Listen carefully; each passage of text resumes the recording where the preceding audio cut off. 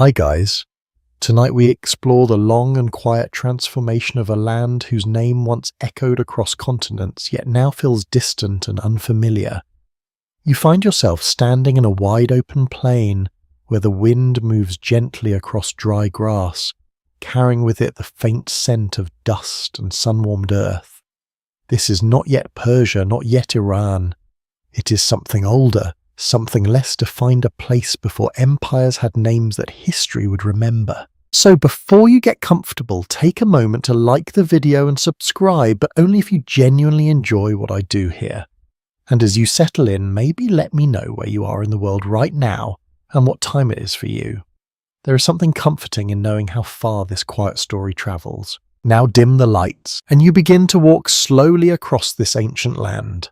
The ground beneath your feet feels firm but uneven, shaped by countless seasons of heat and wind. You are somewhere in the region we now call the Iranian Plateau, a vast stretch of land surrounded by mountains, deserts, and distant seas. Long before the word Persia ever existed, people were already living here, building small communities, tending animals, and watching the sky for signs of rain. One mainstream historical fact is that some of the earliest known settlements in this region date back thousands of years before the rise of the Persian Empire. Archaeological sites like Tepsi Alk show evidence of organized human life as early as the 5th millennium BCE. You can almost imagine those early inhabitants shaping clay into simple vessels, lighting fins as the sun disappears behind distant hills. Yet what feels surprising and perhaps a little unexpected is how advanced some of these early communities were. A lesser-known detail is that people here were already experimenting with early forms of urban planning, building structures in organized layouts rather than scattered shelters. Even at this early stage, there is a quiet sense of order, as if something larger is slowly taking shape. As you continue walking, you notice how the environment itself seems to shape the rhythm of life.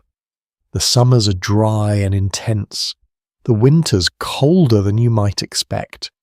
Water is not always easy to find, and so people learn to adapt. They build near rivers when they can, and in other places they develop clever systems to store and transport water. Archaeologists continue discussing whether these environmental challenges played a key role in shaping the disciplined and organized societies that would later define Persia. It is possible that survival itself required cooperation, planning, and a shared sense of purpose. You pass by what looks like the remains of an early settlement. Low walls made of mud brick, now worn down by time, form the outline of homes that once sheltered families. Inside, you can almost hear the faint echoes of daily life, the soft murmur of conversation, the crackling of fire, the quiet routines that repeat day after day. These people do not yet think of themselves as part of an empire. They are farmers, herders, craftsmen. Their world is local, shaped by the land immediately around them, and yet slowly connections begin to form. Trade routes start to appear not as roads in the modern sense, but as well-worn paths linking one settlement to another. Goods begin to move, ideas begin to travel. A piece of pottery made in one place finds its way to another. A technique for shaping metal spreads quietly from village to village. What feels almost invisible at first is how these small interactions begin to weave a larger cultural fabric. You notice a group of people gathered near what appears to be a shared space, perhaps a place for meeting or for rituals. The atmosphere is calm, almost reflective. There is a sense that life here is not only about survival, but also about meaning. Some researchers question if early belief systems in this region already contained elements that would later evolve into more structured religions. The idea of order, of balance, of forces beyond human control may have been present long before formal doctrines emerged. As the sky above you shifts from pale blue to the warm tones of evening, the land begins to cool. Shadows stretch longer, and the sounds of the day grow softer. You begin to sense that this place, though quiet, is preparing for something much larger. The people here could not have known that their descendants would one day build one of the greatest empires the world had ever seen. They could not have imagined cities filled with towering columns or kings whose names would be remembered for thousands of years. But the foundation is already here. It is in the way they organize their communities, in the way they adapt to the land, in the way they connect with one another through trade and shared knowledge. You pause for a moment, looking out across the wide horizon. The land feels endless, stretching far beyond what you can see. There is a stillness to it, but also a quiet tension, as if history itself is waiting just beneath the surface. Earlier, when you first stepped onto this ancient ground, it felt like an empty beginning, but now you start to notice the subtle patterns, the early signs of structure, identity, and resilience. This is not yet Persia, but it is the beginning of everything that Persia will become. The wind moves again, softer now, carrying with it the distant sound of life settling into night. Somewhere nearby a fire is being lit. Somewhere else someone is telling a story, passing down knowledge that will outlive generations. And you continue walking slowly deeper into the past. You continue forward as the night gently gives way to the soft grey light of early morning. The land does not change yet, something feels different. There is a quiet sense of movement now, as if the scattered rhythms of village life are beginning to align into something more unified. You walk along a narrow path shaped by many footsteps before yours. Around you the plateau stretches wide, framed by distant mountain ranges that seem to protect and isolate this world at the same time. The air is cool, carrying the faint scent of earth and stone. Over time, groups of people begin to move across this land, not just as small communities, but as tribes with shared languages, customs, and identities. These are the early Indo-Iranian peoples, and among them are those who will later be known as the Persians. One widely accepted historical fact is that the Persians were originally one of several Iranian tribes who settled in the region known as Fars in southwestern Iran. This area would eventually give the world the name Persia, derived from the Greek word for this region. You can imagine these tribes arriving slowly, bringing with them traditions, beliefs, and a growing sense of unity. Yet what feels less obvious is how fragile this early identity is. A lesser-known detail is that the Persians were not initially the most powerful group in the region. They lived under the influence and at times the control of stronger neighbouring kingdoms such as the Medes. You begin to sense this imbalance as you pass through a settlement that feels more structured than those you saw before. There are signs of hierarchy now. Certain homes are larger. Certain individuals carry themselves with quiet authority. Power is beginning to concentrate. Scholars remain divided about how exactly the relationship between the Persians and the Medes functioned in these early years.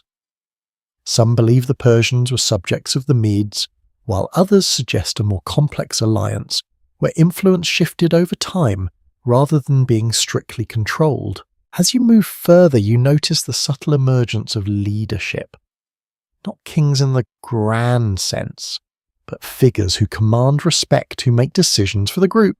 Their authority is not yet absolute, but it is growing. The land itself continues to shape everything.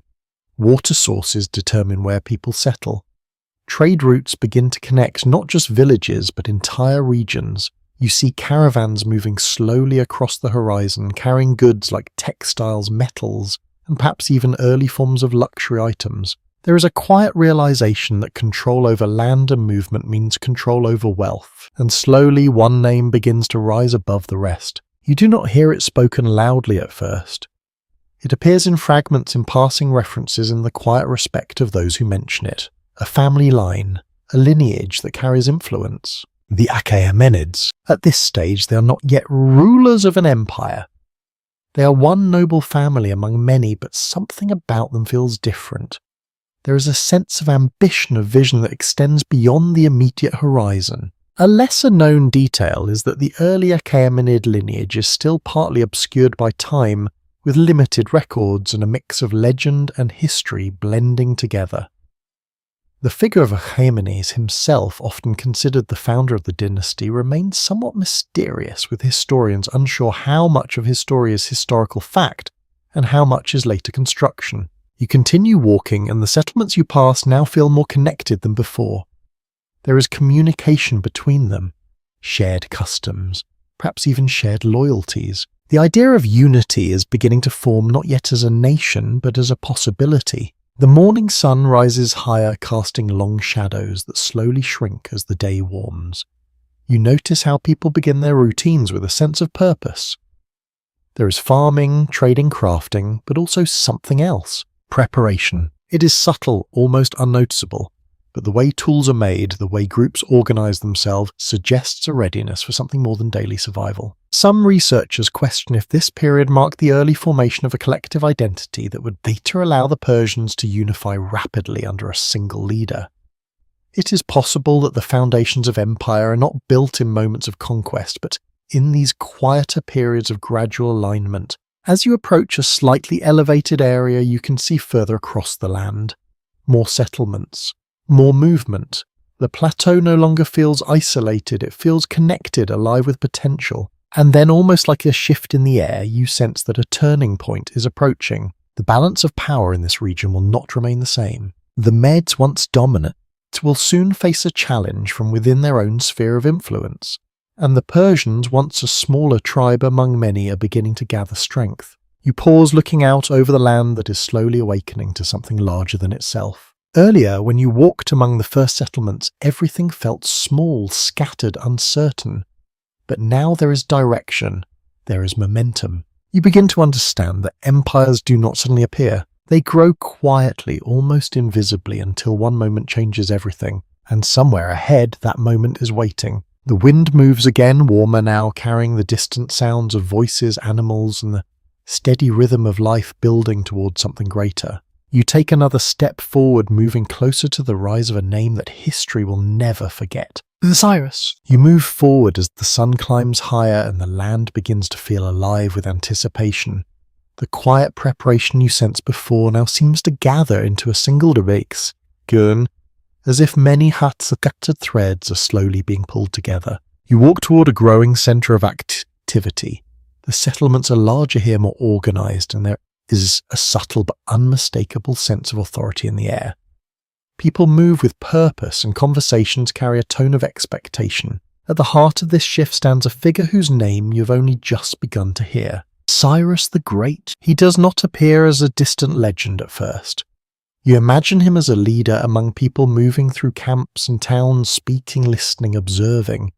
His presence is calm, but there is a clarity in his decisions that others begin to follow. One widely recognized historical fact is that Cyrus the Great, around the mid-6th century BCE, led the Persians in a revolt against the Medes and successfully overthrew their rule. This moment marks the beginning of the Achaemenid Empire, the first Persian empire that would soon stretch across vast regions of the known world. But what feels less obvious is how this transformation happens so quickly. A lesser-known detail is that Cyrus did not simply conquer through force alone. He often incorporated defeated peoples into his rule with surprising tolerance, allowing them to maintain their customs and beliefs.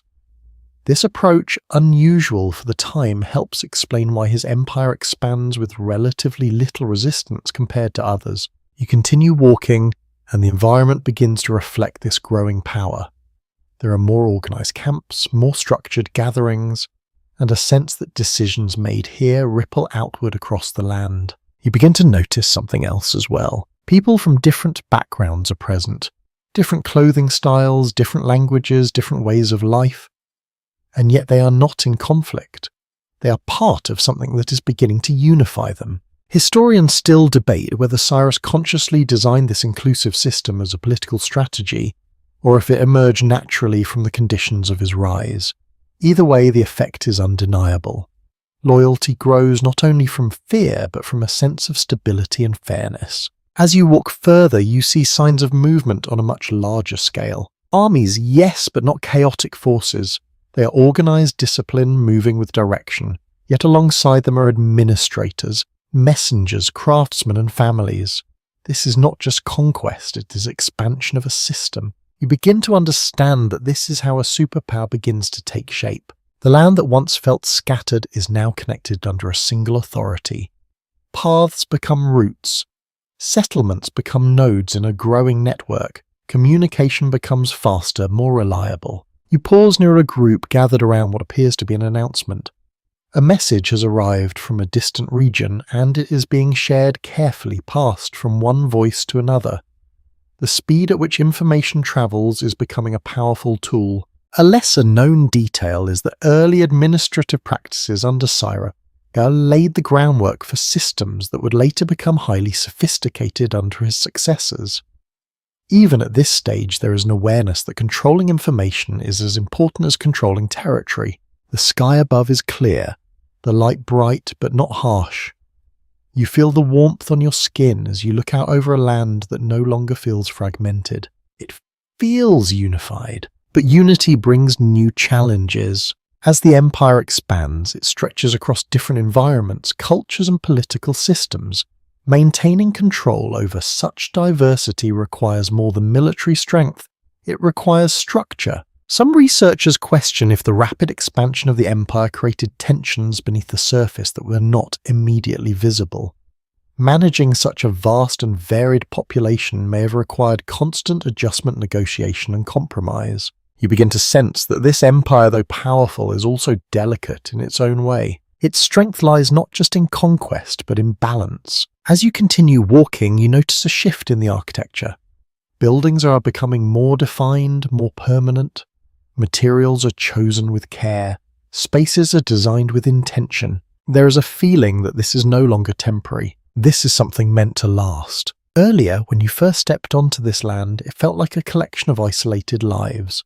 Then as you moved forward, you saw the emergence of identity and leadership.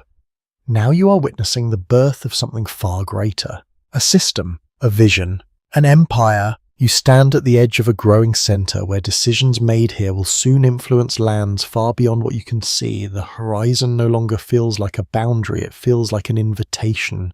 And at the center of it all, the legacy of Cyrus continues to expand not just through territory, but through ideas, governance, tolerance, order. The wind moves again, carrying with it the distant sound of marching feet and quiet conversations in many languages. You realize that you are no longer walking through the beginning of history. You are standing inside the rise of the first true superpower, and this is only the beginning of its reach. You move deeper into the expanding world that now stretches far beyond the horizon you once stood upon. The land no longer feels like a collection of distant places. It feels connected, almost woven together, as if invisible threads link deserts, mountains, and cities into a single living system. The air is warmer now, carrying the mixed scents of spices, animals, and freshly worked earth. You walk into a settlement that feels alive in a way you have not yet experienced. Voices overlap in different languages, footsteps echo across packed ground, and the rhythm of daily life moves steadily around you. This is what it feels like to live inside a vast empire. You pass by a marketplace where traders lay out their goods in careful rows. Bright fabrics from distant lands catch the sunlight. Metal tools reflect a soft gleam. Clay jars hold grains, oils, and dried fruits. Each item carries a story from somewhere else, brought here through long and careful journeys. One widely accepted historical point is that the Achaemenid Empire became incredibly diverse, stretching from parts of South Asia to Egypt and Anatolia. This meant that people of many cultures, languages, and traditions lived under a single system of rule.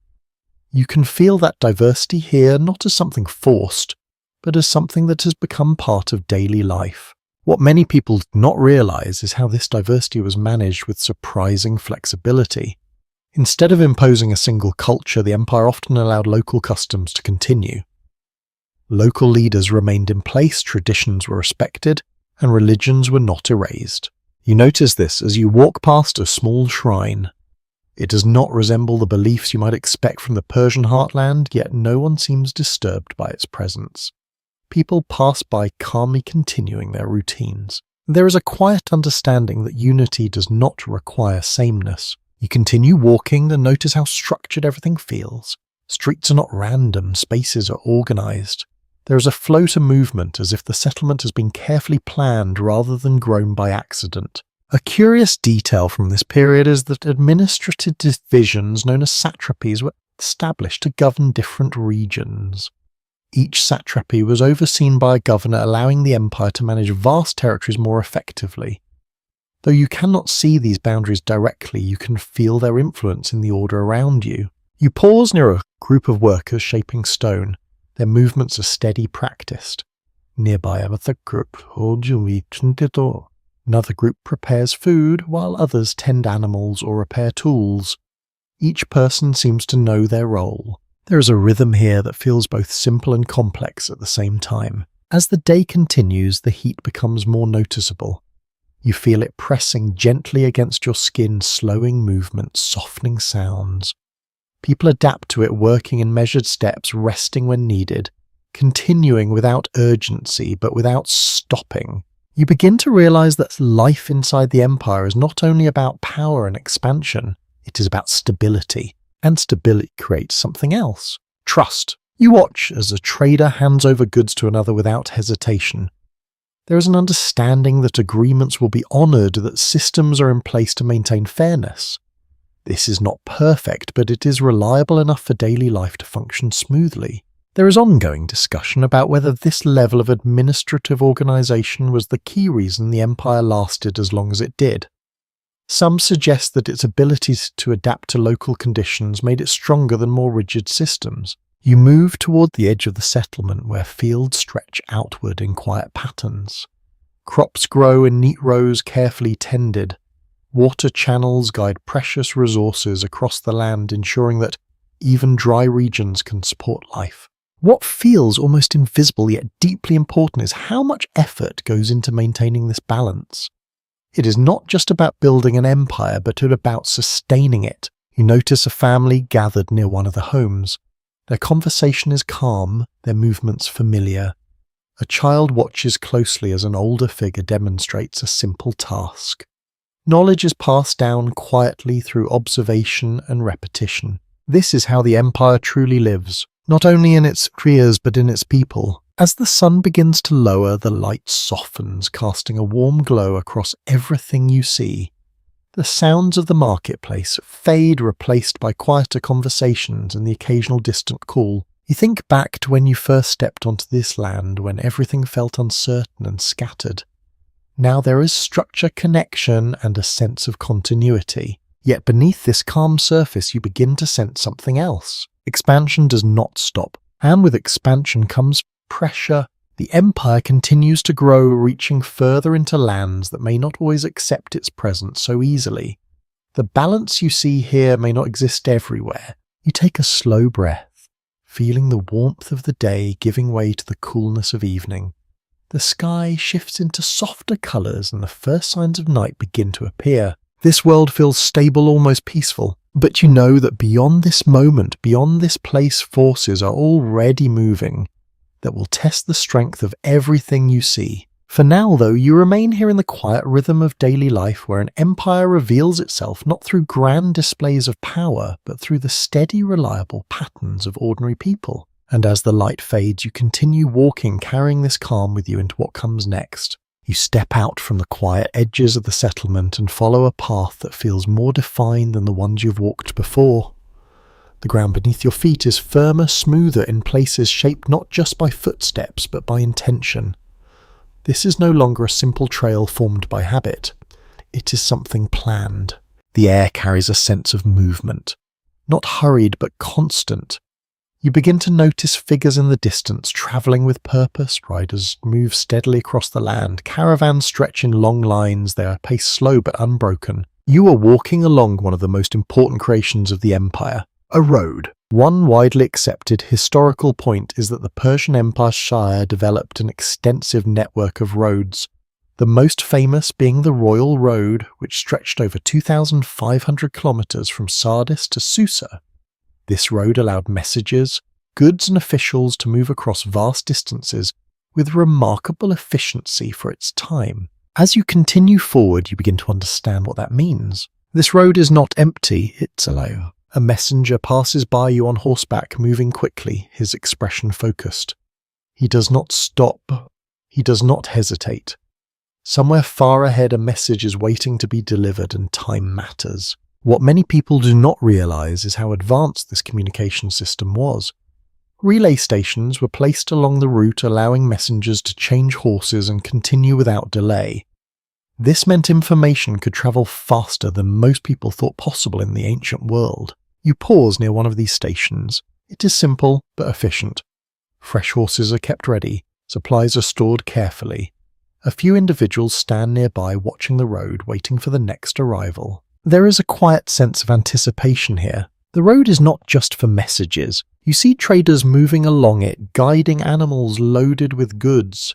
Some carry textiles, others metals, others items you cannot immediately recognize.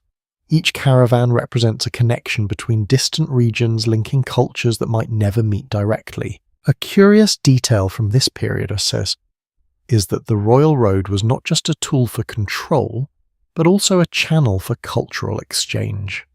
Ideas, technologies, and even stories travelled along with the goods, slowly shaping the identity of the empire in ways that rulers could not fully control. You continue walking, feeling the rhythm of the road beneath your steps.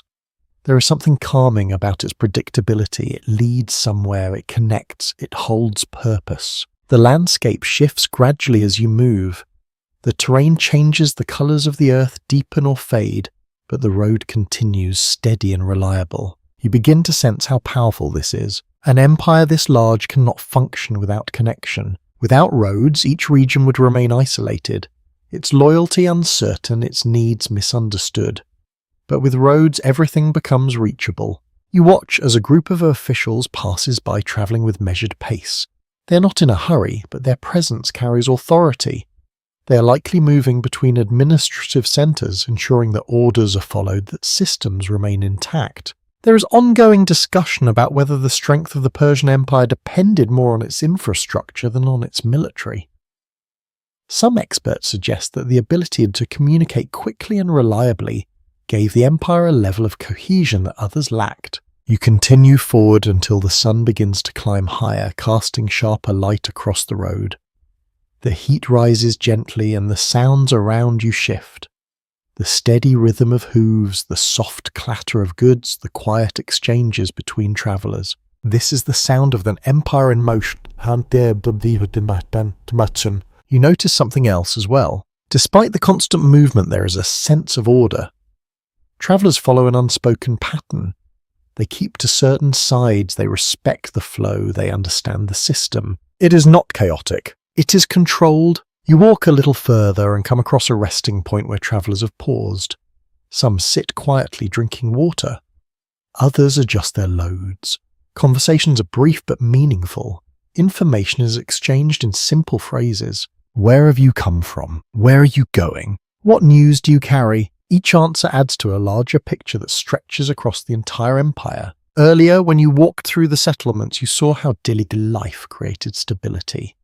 Now you see how movement creates unity. The empire is not just built on land, it is built on connection. You take a moment to look back along the road you have travelled. It stretches far behind you, disappearing into the distance. Ahead it continues just as far, linking places you have not yet seen. There is something reassuring about it. No matter how vast the empire becomes, this road ensures that it remains whole. As the day begins to soften again, the light turning warmer, the pace of travel slows slightly. Some travellers prepare to stop for the night. Others continue guided by urgency or necessity. You remain in motion, following the road as it carries you deeper into the heart of this system. Because somewhere ahead, beyond the steady rhythm of connection, lies something even more powerful. The idea of rule itself, and how it is justified. You follow the road as it gently curves toward a place that feels different from everything you have seen so far. The movement of traders and messengers begins to thin, replaced by a quieter, more deliberate atmosphere. The land rises slightly, and in the distance you begin to see structures that stand taller, more defined and more intentional than the settlements behind you. As you approach, the air itself seems to shift. Conversations soften, movements slow. There is a sense that you are entering a space where power is not just exercised but understood. You step into a ceremonial centre where wide stone platforms stretch beneath your feet. Columns rise upward, casting long shadows that move slowly with the sun. The space feels open yet controlled, designed not for daily life but for something more symbolic. One widely accepted historical point is that Persian rulers presented themselves not only as kings but as divinely favoured figures chosen to maintain order across the world. Their authority was not just political, it was deeply tied to belief. You stand still for a moment, taking in the scale of what surrounds you. The architecture is not overwhelming in a harsh way. It feels balanced, almost calm, as if it is meant to reflect harmony rather than dominance. What many people do not realize is that Persian kings often avoided portraying themselves as gods in the way some other ancient rulers did. Instead, they positioned themselves as protectors of order guided by a higher cosmic truth. This idea begins to take shape in your mind as you notice a quiet ritual taking place nearby. A small group stands in focused stillness, their attention directed toward a flame that burns steadily. The fire does not flicker wildly. It holds its form constant and controlled. A lesser-known aspect is that early forms of belief in this region later associated with Zoroastrianism emphasized the concept of order versus chaos. Truth, light, and balance were seen as forces that must be protected. You begin to understand that for Persian rulers, maintaining the empire was not just about control, it was about preserving balance. The king becomes a figure who stands between order and disorder, responsible not only for land and people, but for the stability of existence itself. You walk further into the space and notice inscriptions carved into stone. Though you cannot read them directly, their presence carries weight. They are declaration statements meant to endure beyond the lives of those who created them. There is ongoing discussion about how deeply these beliefs influence governance. Some suggest that the idea of cosmic order shaped the way laws were enforced and decisions were made. Others believe it served more as a symbolic framework, reinforcing authority rather than guiding it directly. As you move along the platform, you notice figures dressed differently from the workers and traders you saw earlier. Their clothing is more refined, their movements more measured. These are officials, advisors, individuals who operate within the structure of power. They speak quietly but with certainty. You begin to sense how authority flows here. It is not loud, it does not need to be. It is embedded in the space, in the rituals, and the shared understanding of roles. A curious detail from this period is that Persian rulers often emphasized justice as a core part of their image. They presented themselves as fair leaders who respected the customs of their subjects while ensuring stability across the empire. You pause near the edge of the platform looking out over the land below.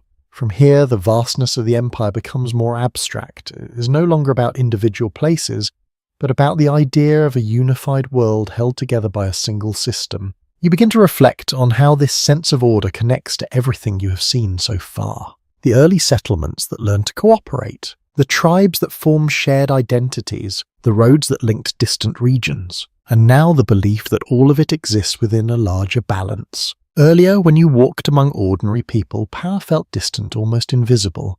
But here you can feel it clearly. Not as force, but as presence. The sun begins to lower, casting softer light across the columns. The flame you noticed earlier continues to burn unchanged, steady against the shifting deck. You realize that this is how the empire justifies itself, not simply through conquest, but through meaning, through the idea that its existence serves a greater order. You take a slow breath, letting the calm of this place settle around you. The sounds are minimal now. A quiet step, a distant voice, the faint movement of air between stone. And yet, beneath this is calm. You sense the weight of responsibility that comes with such a system. To maintain order across such a vast world is not simple. It requires constant attention, constant balance. And as you turn to leave this elevated space, you begin to understand that not everyone beyond these walls will accept this vision so easily. Because somewhere far to the west, another world is watching, and it does not share the same understanding of power. You leave the quiet ceremonial space behind and follow the flow of the empire toward the western edges where the air begins to change. The warmth of the plateau softens into a cooler breeze and the land slowly transforms. Hills rise and fall more sharply. The vegetation grows thicker. The horizon feels closer, more contained. There is a sense here that you are approaching a boundary not clearly marked, but deeply felt. The people you pass look different from those in the heartland. Their clothing shifts in style. Their language carries unfamiliar sounds. Even their posture feels distinct, more guarded, more alert. You begin to realize that the empire has reached a place where its influence meets resistance. One well-established point is that the Persian Empire eventually came into direct conflict with the Greek city-states, particularly in the early 5th century BCE. These encounters would become some of the most remembered moments in ancient history. But standing here, it does not feel like legend. It feels uncertain. You move toward a gathering of soldiers preparing quietly. Their equipment is organized, their movements controlled. They are not chaotic or rushed. They are ready. What stands out is the diversity among them. Some wear clothing you recognize from the Persian heartland. Others come from regions far beyond bringing their own styles and traditions. The army reflects the empire itself. There is a quiet detail that reveals something important. Persian forces were not made up of a single identity, but of many different groups united under one command. This allowed them to gather large numbers, but it also meant managing differences in training language and expectations. You continue walking and notice the tension in the air. It is not loud, but it is present in the way people speak more carefully and the way movements become more deliberate. Across this unseen boundary lies another world, the Greek city-states. Unlike the empire you have been walking through, these are not unified under one ruler. They are independent, often competing with one another, each with its own identity and sense of pride.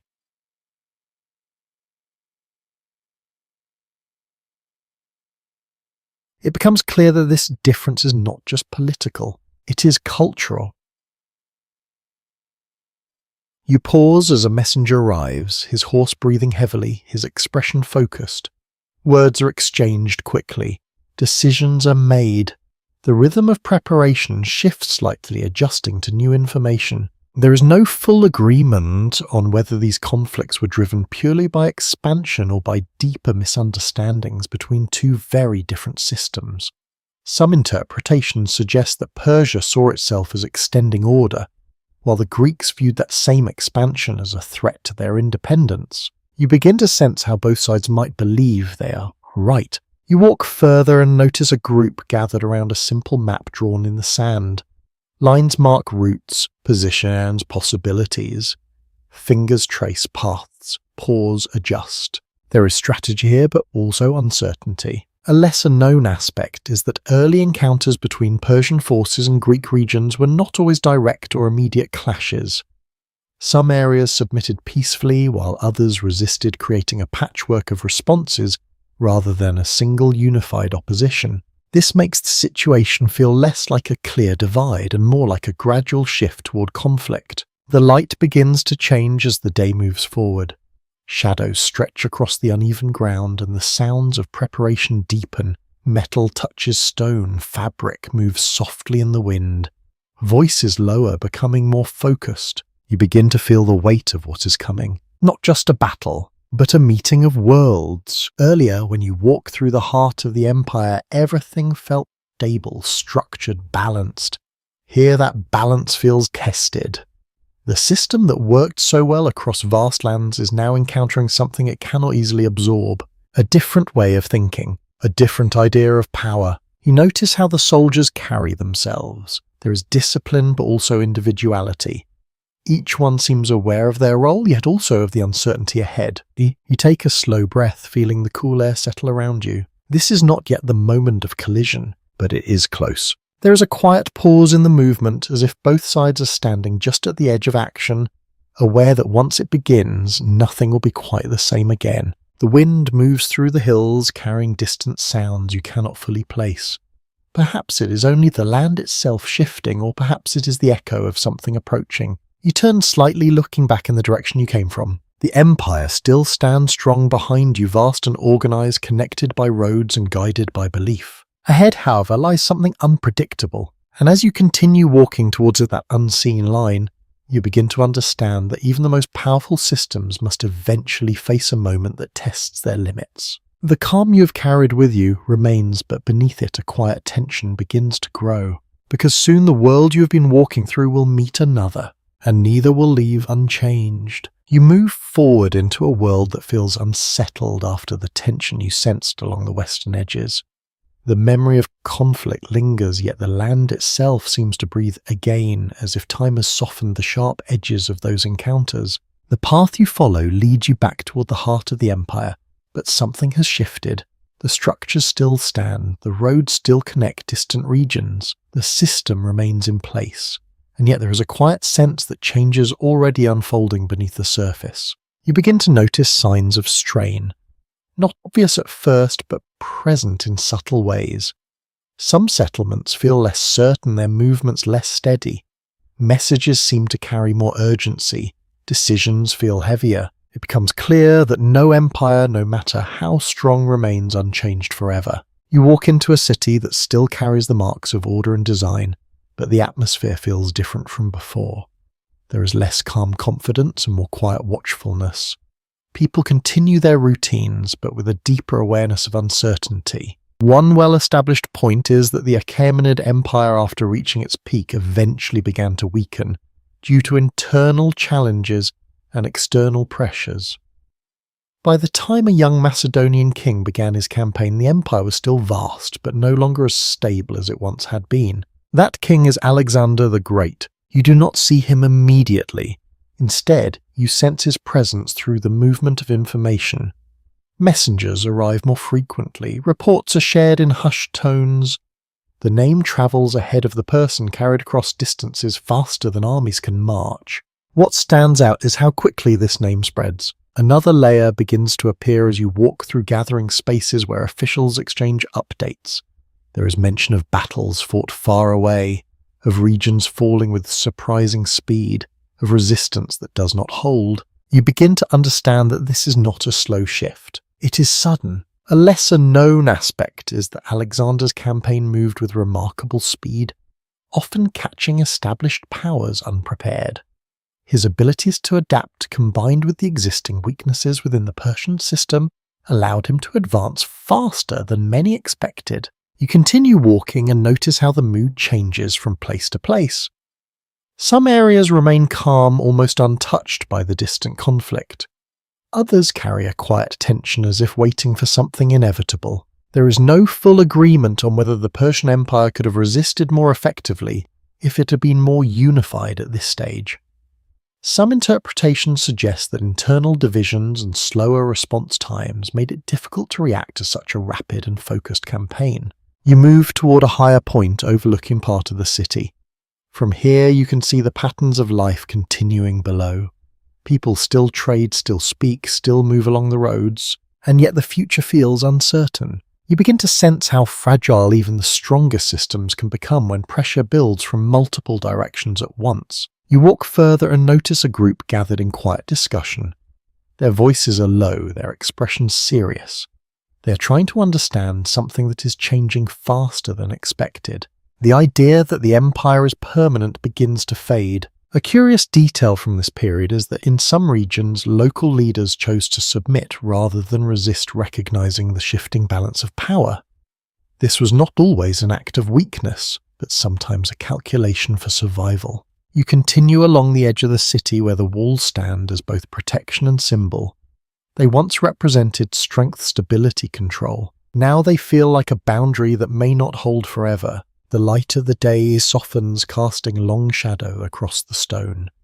The sounds of the city grow quieter, not because life has stopped, but because attention has turned inward. People are thinking, waiting, watching. Earlier, when you stood in the ceremonial spaces of power, everything felt grounded in order and meaning. Now that sense of certainty feels distant. You begin to realize that empires do not always fall in a single moment. They shift, they weaken. They change shape, and sometimes they are overtaken by something that moves faster than they can adapt. You take a slow breath, feeling the cool air settle around you as evening approaches. Somewhere beyond what you can see, armies are moving. Decisions are being made that will reshape everything you have walked through. You do not witness the final moment directly. Instead, you feel its approach. The system that once unified this vast land is beginning to give way. And as you turn to continue your journey, you understand that what comes next is not the end of Persia. It is a transformation. Because even when an empire falls, something deeper often remains. Something that cannot be conquered so easily. You walk on as the echoes of conquest settle into a quieter rhythm. The tension that once filled the air has softened, replaced by something more complex. The empire you knew has changed, yet the land itself remains. The roads still stretch across distance, the cities still breathe with life. But the center has shifted. You enter a place where two worlds now overlap. The structures you recognize from the Persian past stand beside new influences that feel unfamiliar. Stone carvings carry different styles. Clothing reflects blended traditions. Languages mix in conversation. It becomes clear that this is no longer purely Persian. And yet it's not entirely something else either. One well-established point is that after conquering the Persian Empire, Alexander the Great did not erase its systems entirely.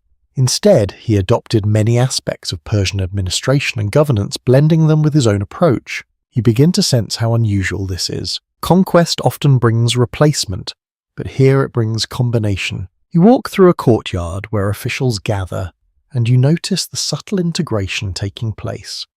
Persian methods of organization remain in use. Local knowledge continues to guide decisions, yet new elements appear in leadership, in language and style. What many people do not realize is that Alexander even adopted certain Persian customs himself, including elements of royal dress and court ceremony. This decision was not universally accepted, especially among his own followers. There is a quiet detail in the way people react to these changes. Some accept them with ease, adapting naturally. Others seem more hesitant, holding on to older ways. There is no full agreement on whether this blending strengthened the regions he conquered or created deeper tensions beneath the surface. Some interpretations suggest it allowed continuity, while others believe it introduced divisions that would later become more visible. You continue walking and notice how identity begins to shift in subtle ways. People still remember the Persian Empire, its structures, its ideas, its sense of order. But now those memories exist alongside new influences that reshape how people see themselves. You pass by a group of scholars engaged in quiet discussion. Their focus is not on conflict, but on knowledge. Texts are being studied, ideas exchanged, philosophies explored. A curious detail from this period is that the blending of Greek and Persian cultures contributed to the development of what is now called the Hellenistic world, where knowledge, art and science began to circulate more widely across regions than before. You begin to feel that this transformation is not only political, it is cultural. You walk toward the edge of the city where the landscape stretches outward once again. The horizon feels open but not empty. It carries the weight of history layered upon itself. Earlier, when you witnessed the fall of the empire, it felt like an ending. But now you begin to understand that it is more like a transition. The structures of Persia did not vanish. They adapted. They continued. They influenced what came next. You pause and listen to the sounds around you. Conversations flow in mixed languages. Traditions blend quietly in daily routines. The past and present exist side by side. You begin to realize that identity is not fixed. It evolves. It absorbs. It reshapes itself over time. Another layer begins to appear as you observe how governance continues. Local systems still function. Roads remain active. Trade does not stop. This continuity suggests that even under new leadership, the foundations built earlier remain essential. Some researchers continue to explore the possibility that the resilience of Persian systems allowed them to survive conquest more effectively than many other empires. Instead of collapsing completely, they provided a framework that new rulers could use. You take a slow breath as the light begins to soften once more. The day moves toward evening and the pace of life slows gently. The land feels different now, not because it has lost its past, but because it carries more of it. Multiple layers, multiple influences, multiple identities, and as you continue walking, you understand that the story of Persia does not end with conquest. It continues quietly shaping and being shaped, moving forward in ways that are not always obvious at first. The empire may no longer stand as it once did, but something of it remains, and it will continue to remain even as the world around it changes again. You continue forward as the blended world around you slowly settles into something new. The echoes of Alexander's presence begin to fade not because they disappear, but because they are absorbed into the land itself. His empire, vast and sudden, does not hold together in the way it first seemed it might. The space you walk through now feels less unified than before.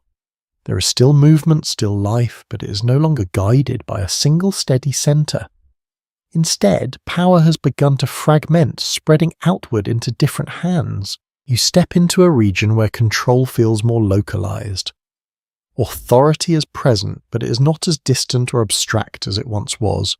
It is closer, more immediate, tied to those who govern directly. At this point in history, it becomes clear that after Alexander's death in 323 BCE, his empire quickly divided among his generals. These successors, often called the Diadochi, struggled to maintain control over vast territories that had once been united under a single vision. You can feel this division as you walk. Boundaries are less clear, loyalties shift, influence changes depending on where you stand. The sense of a single empire begins to dissolve into something more complex. And yet in this shifting landscape, something familiar begins to return. You notice a growing presence that feels rooted in the land itself. It is not entirely new, but it carries a different energy from what came before. It feels patient, steady, and quietly determined. This is the beginning of a resurgence. An often unnoticed feature of this period is how quickly local identities began to reassert themselves once central control weakened. The systems introduced by Alexander and his successors did not vanish, but they created space for older traditions to re-emerge. You walk into a settlement where the architecture feels closer to what you saw earlier, in the Persian heartland. The layout, the materials, even the rhythm of daily life seem to echo something older. There is a sense that the land remembers. You begin to hear a new name spoken more frequently, the Parthians. They do not appear as conquerors in the dramatic sense. Instead, their rise feels gradual, almost quiet. They expand, carefully consolidating power over time rather than through sudden sweeping campaigns. What stands firmly in the historical record is that the Parthian Empire emerged around the mid-3rd century BCE and eventually reclaimed much of the territory that had once belonged to the Persian Empire. Their rule would last for centuries, forming a bridge between the ancient Persian world and what would come later. You continue walking and notice how their approach feels different. There is less emphasis on centralized control and more reliance on local governance. Power is distributed, shared among regional leaders who maintain a degree of independence while still recognizing a larger authority. A small but revealing detail appears as you observe how decisions are made. There is negotiation, discussion, a balancing of interests. Authority exists, but it is not absolute in the same way as before. The evidence does not fully settle the question of whether this looser structure made the Parthian Empire stronger or more vulnerable. Some interpretations suggest it allowed flexibility and resilience. Others hint that it created internal challenges that were difficult to manage over time. You move along a path that feels less formal than the royal road you once walked, but still active. Trade continues. Goods move. People travel. The connections built earlier have not disappeared. They have adapted. You begin to notice how culture evolves in this environment. The blending that started under Alexander continues, but now it is shaped more by local influences. Traditions mix and settle into new forms. Language shifts slightly. Customs adapt. It is not a replacement. It is a transformation. You pause near a group gathered in conversation. Their tone is calm, their expressions thoughtful. They are discussing matters of governance, of alliances, of stability. There is a sense that maintaining balance is an ongoing effort. Earlier, when you walked through the height of the Persian Empire, everything felt structured and unified. Then came the sudden shift of conquest, followed by blending and uncertainty. Now you are witnessing something else. Recovery. Not a return to exactly what was before, but a reformation shaped by everything that has happened. You look out across the land as the light begins to soften once again. The horizon feels familiar yet different. It carries both memory and change. You begin to understand that history does not move in straight lines. It expands, contracts, adapts, and sometimes it returns in new forms that echo the past while moving forward. The Parthians do not call themselves Persia in the same way as before, but the spirit of that earlier world is still present, quiet, enduring, waiting, and as you continue your journey, you sense that this is not the final transformation. Because ahead, another revival is already beginning to take shape. You continue forward as the land grows quieter yet more tense in a different way. The rhythm of life you have been following does not disappear, but it becomes sharper, more aware. The balance you sensed under the Parthians is now being tested by something beyond their borders. The world around you begins to widen again, not physically but in influence. You are no longer walking through a region shaped only by its own internal evolution. You are stepping into a space where two great powers begin to press against one another. You move toward a frontier where the atmosphere feels charged, even in silence. The terrain shifts subtly and the settlements you pass carry signs of preparation. Walls are reinforced, supplies are stored carefully, conversations carry a cautious tone. There is a presence here. An empire. At this point in history, it becomes clear that the Parthian Empire found itself in long and sustained rivalry with Roman Empire. These two powers stood on opposite sides of a vast divide, each shaping the world in their own way. You do not see a clear line separating them. Instead, you feel it. It exists in tension, in uncertainty, in the constant awareness that beyond a certain distance another system begins. You walk along a path where travellers speak in hushed tones about movements in the west. Armies gathering, diplomats negotiating, borders shifting without always being clearly marked. What stands out is how different these two worlds are. The Roman Empire is structured around expansion, administration, and a sense of order that mirrors yet differs from what you have seen in Persia. The Parthians, on the other hand, maintain a more decentralized system, relying on alliances and regional strength. There is a quiet contrast here. Two ways of organizing power. You notice a group of mounted soldiers moving with confidence. Their style of warfare feels distinct. They are light, mobile, skilled in movement rather than direct confrontation. A small but revealing detail appears as you observe their training.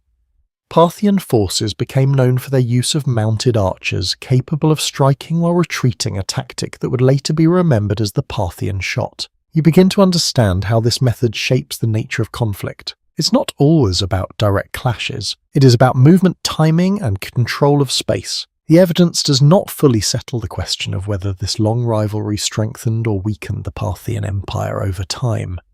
Some interpretations suggest that constant pressure from Rome forced adaptation and resilience.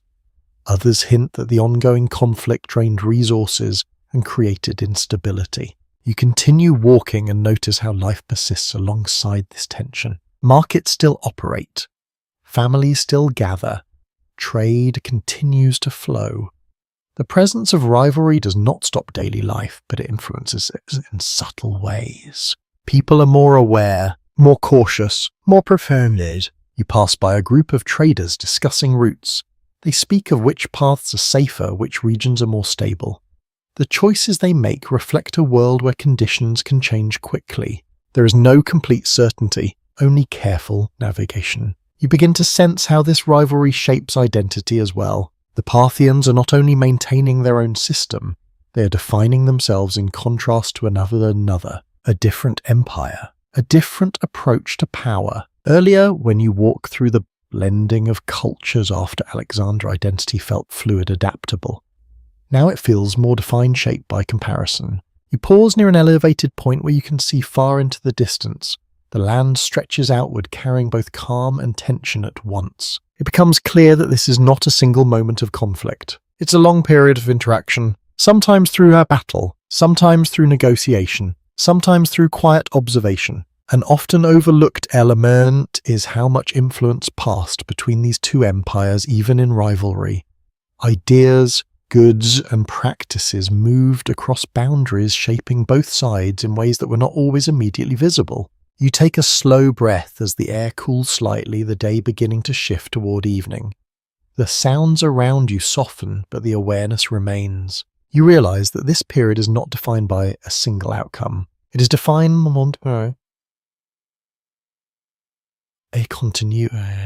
by the persistence of two powerful systems existing side by side, each influencing the other, without fully overcoming it.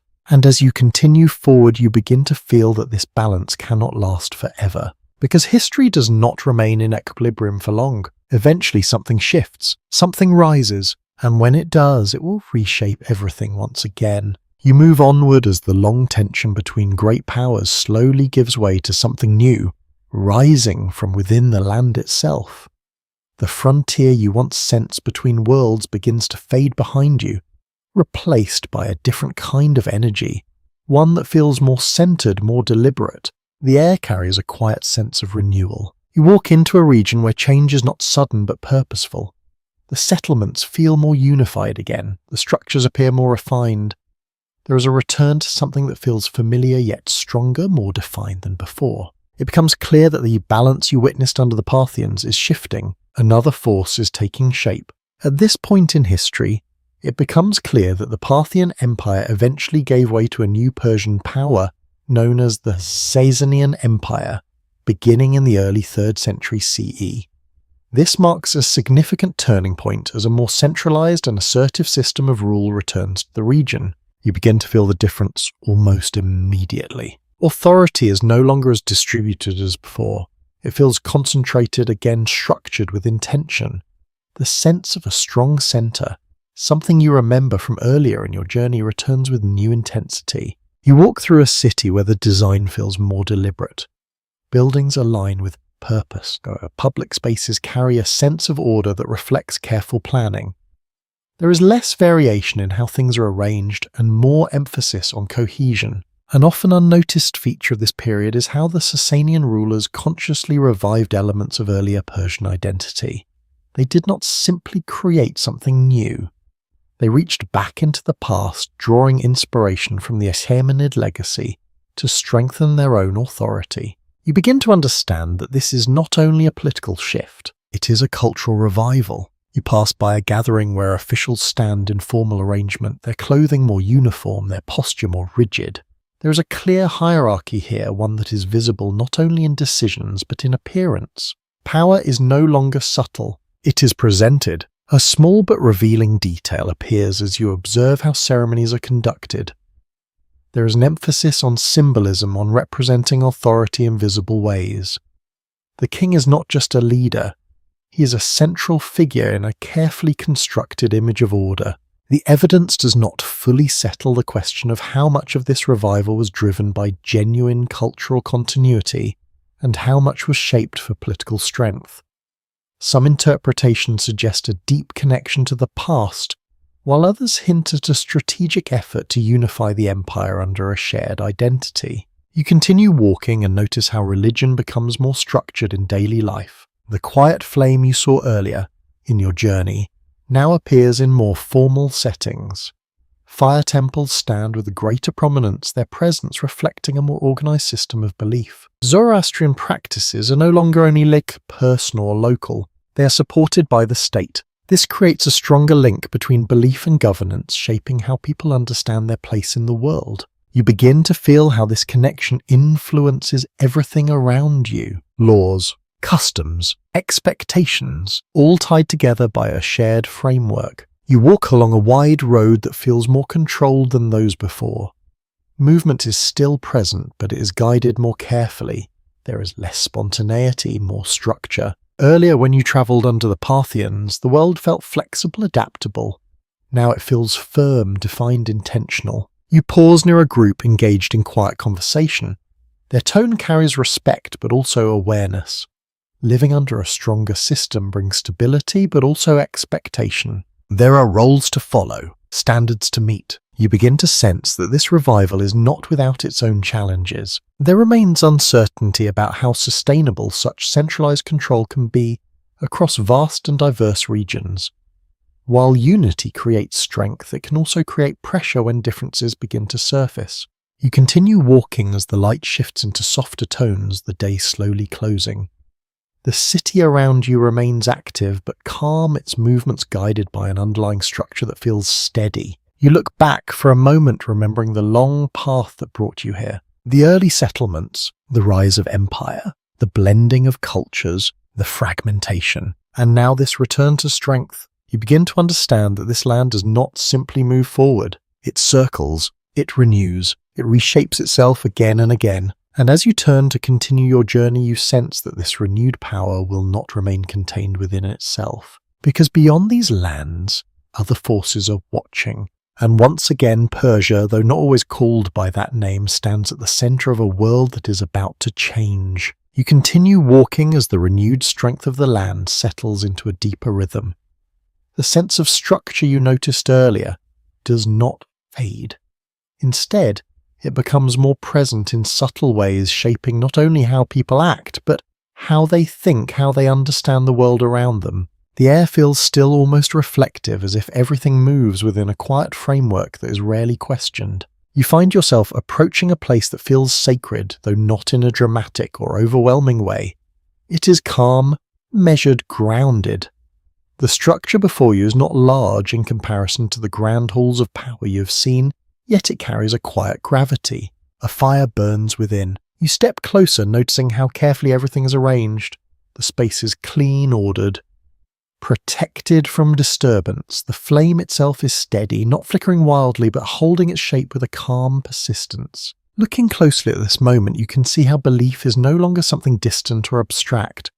It is present, integrated into daily life-guiding actions in ways both visible and unseen. The system of belief most closely associated with this world is Zoroastrianism, which becomes increasingly structured during this period.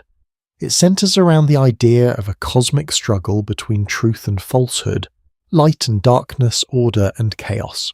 You begin to sense how this idea shapes everything. It is not only about personal belief, it is about each action, each decision carries meaning within this larger balance. A deeper layer reveals itself as you watch the quiet ritual taking place. The individuals present do not appear overwhelmed by devotion. Instead, they are focused, attentive, aware of their role in maintaining something that feels both personal and universal. There is a subtle detail that often goes unnoticed. The fire itself is not worshipped as a god, but respected as a symbol of truth and purity. It represents something constant, something that does not change, even as the world around it shifts. This distinction shapes how belief is practiced. It is not about submission to overwhelming power. It is about alignment with order. You continue walking around the temple, noticing how its presence influences the surrounding space. Conversations are softer here. Movements are more deliberate. There is a shared understanding that this place holds significance beyond ordinary life. The picture becomes more complex when you consider how closely this belief system is connected to governance. The rulers of this period do not stand apart from religion. They are tied to it. Their authority is reinforced by the idea that they uphold truth, that they protect the balance between order and disorder. You begin to understand how this connection strengthens the system you are walking through. It gives it meaning. It gives it justification, but it also creates expectations. Not everything is fully agreed upon when it comes to how deeply this belief influenced daily life across all regions. Some evidence suggests that while the core ideas were widely recognized, the way they were practiced could vary depending on local traditions and conditions. You move toward a quieter area where individuals sit in reflection. There is no urgency here, no pressure, only a steady presence of thought. You begin to feel how this system encourages awareness of actions, of consequences, of balance. Earlier, when you stood in the halls of power, authority felt structured and visible. Now you see another layer of that authority, internal, guiding individuals not through force but through understanding. You pause, watching the flame once more. It continues to burn with the same calm steadiness, unaffected by the passage of time within this moment. It becomes clear that this belief system is not separate from the identity of the land. It is part of it, shaping how people see themselves, shaping how they see the world, and shaping how they respond to change. You take a slow breath as the light outside begins to soften. The transition from day to evening feels gentle, almost seamless, as if the world itself is moving in quiet balance. You begin to realize that this connection between belief and identity will not remain unchanged forever, because beyond this calm, beyond this structure forces are already gathering that will challenge everything you see here. For now, though, you remain in this stillness where the flame continues to burn steady and constant, holding a sense of order that feels timeless. And as you turn to continue your journey, you carry that quiet sense of balance with you, knowing that it will soon be tested in ways no one here can yet fully imagine. You leave the quiet glow of the fire behind, carrying its calm with you as you step back into the wider world. For a moment, everything still feels steady, guided by the structure and belief. The system seems complete, almost unshakable. But as you walk further, the air begins to change. It is subtle at first. A different tone in conversation. A new kind of awareness in the way people listen. Something unfamiliar moving at the edges of this world. You begin to hear distant reports. Not loud, not urgent, but persistent. News travelling along the same roads you once followed, carried from far regions where something unexpected has begun. Looking closely at this moment, you can see how quickly change can approach from beyond the horizon. From the south and west, new forces are emerging. These are not simply rival empires in the traditional sense. They move differently, they organise differently, and they carry with them a unifying idea that spreads as quickly as their presence. At this point in history, it becomes clear that the Sasanian Empire faced a rapidly expanding force driven by the early Islamic caliphates. Within a relatively short period during the 7th century, these forces would reshape the political and cultural landscape of the region. You walk through a settlement where people are gathered in quiet discussion. Their voices are low, their expressions thoughtful. This is not panic. It is uncertainty. There is a subtle detail that reveals how unfamiliar this situation feels. The systems that once handled conflict with Rome or internal challenges do not fully apply here. This is not a slow rivalry. It is a fast-moving transformation. You notice how messages arrive more frequently now. Information is being processed, decisions are being considered, but the pace of change feels difficult to match. The picture becomes more complex when you consider how these new forces are received. In some places, resistance forms quickly. In others, the transition happens with less conflict than expected. The response is not uniform. Some evidence points in one direction, while other clues suggest a more varied experience across different regions. You continue walking and observe how daily life continues, but with an added layer of awareness. People still trade, still speak, still follow routines. Yet there is a sense that everything is being watched more closely. You pass by a group of officials engaged in careful conversation. Their focus is intense, their movements measured. They are trying to understand something that is not fully familiar. There remains uncertainty about how quickly the full scale of this change was understood by those within the Sasanian system. Some indications suggest that the speed of expansion caught many unprepared. You begin to feel the difference in the atmosphere. Earlier, the empire felt confident in its structure, grounded in belief, supported by systems that had been refined over time. Now there is a quiet recognition that those systems are being tested in a way they have not been before. You move toward the edge of the settlement where the land stretches outward into open space. The horizon feels wider again, but not empty. It carries the sense of movement of forces approaching that cannot be easily contained. A deeper layer reveals itself as you reflect on what is changing. This is not only about power, it is about identity. The beliefs took us. Belief system that has guided this land for generations is now meeting another that carries its own sense of truth, its own understanding of order. You begin to understand that this encounter will not simply replace one system with another overnight. It will reshape everything. You take a slow breath as the light begins to soften, the day moving toward evening once more. The sounds around you quiet slightly, but the awareness remains. People are listening, watching, waiting. Earlier, when you stood beside the steady flame, everything felt grounded in balance.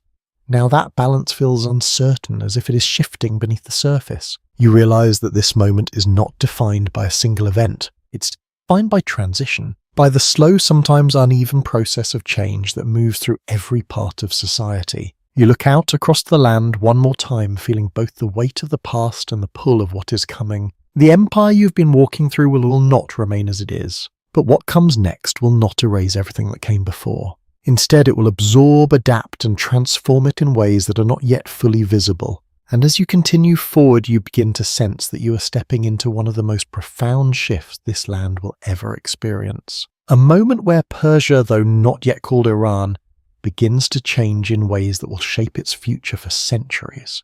You walk forward as the transformation you sensed begins to settle into the rhythm of daily life. The urgency that once moved quickly across the land now softens into something more gradual, more enduring. Change is no longer approaching, it is here. The structures you once saw begin to shift, not disappearing but adjusting. Some buildings remain their forms familiar. Others take on new functions, new meanings. The atmosphere feels layered, as if two worlds are now overlapping within the same space. You enter a town where life continues with quiet persistence.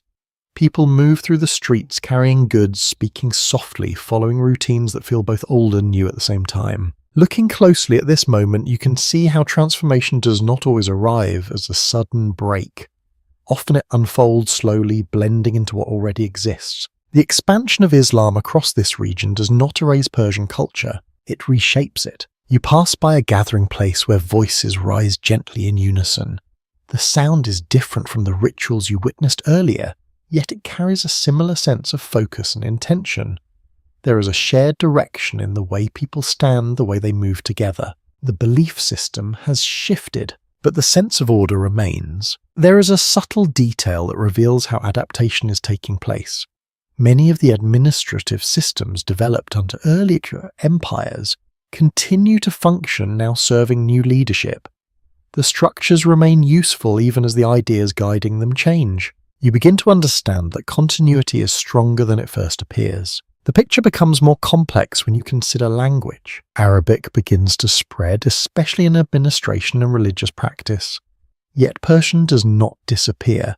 It continues to be spoken, to be used in daily life, to carry memory and identity forward. This quiet persistence becomes one of the most important features of this transformation. Some evidence points in one direction, while other clues suggest a more layered reality.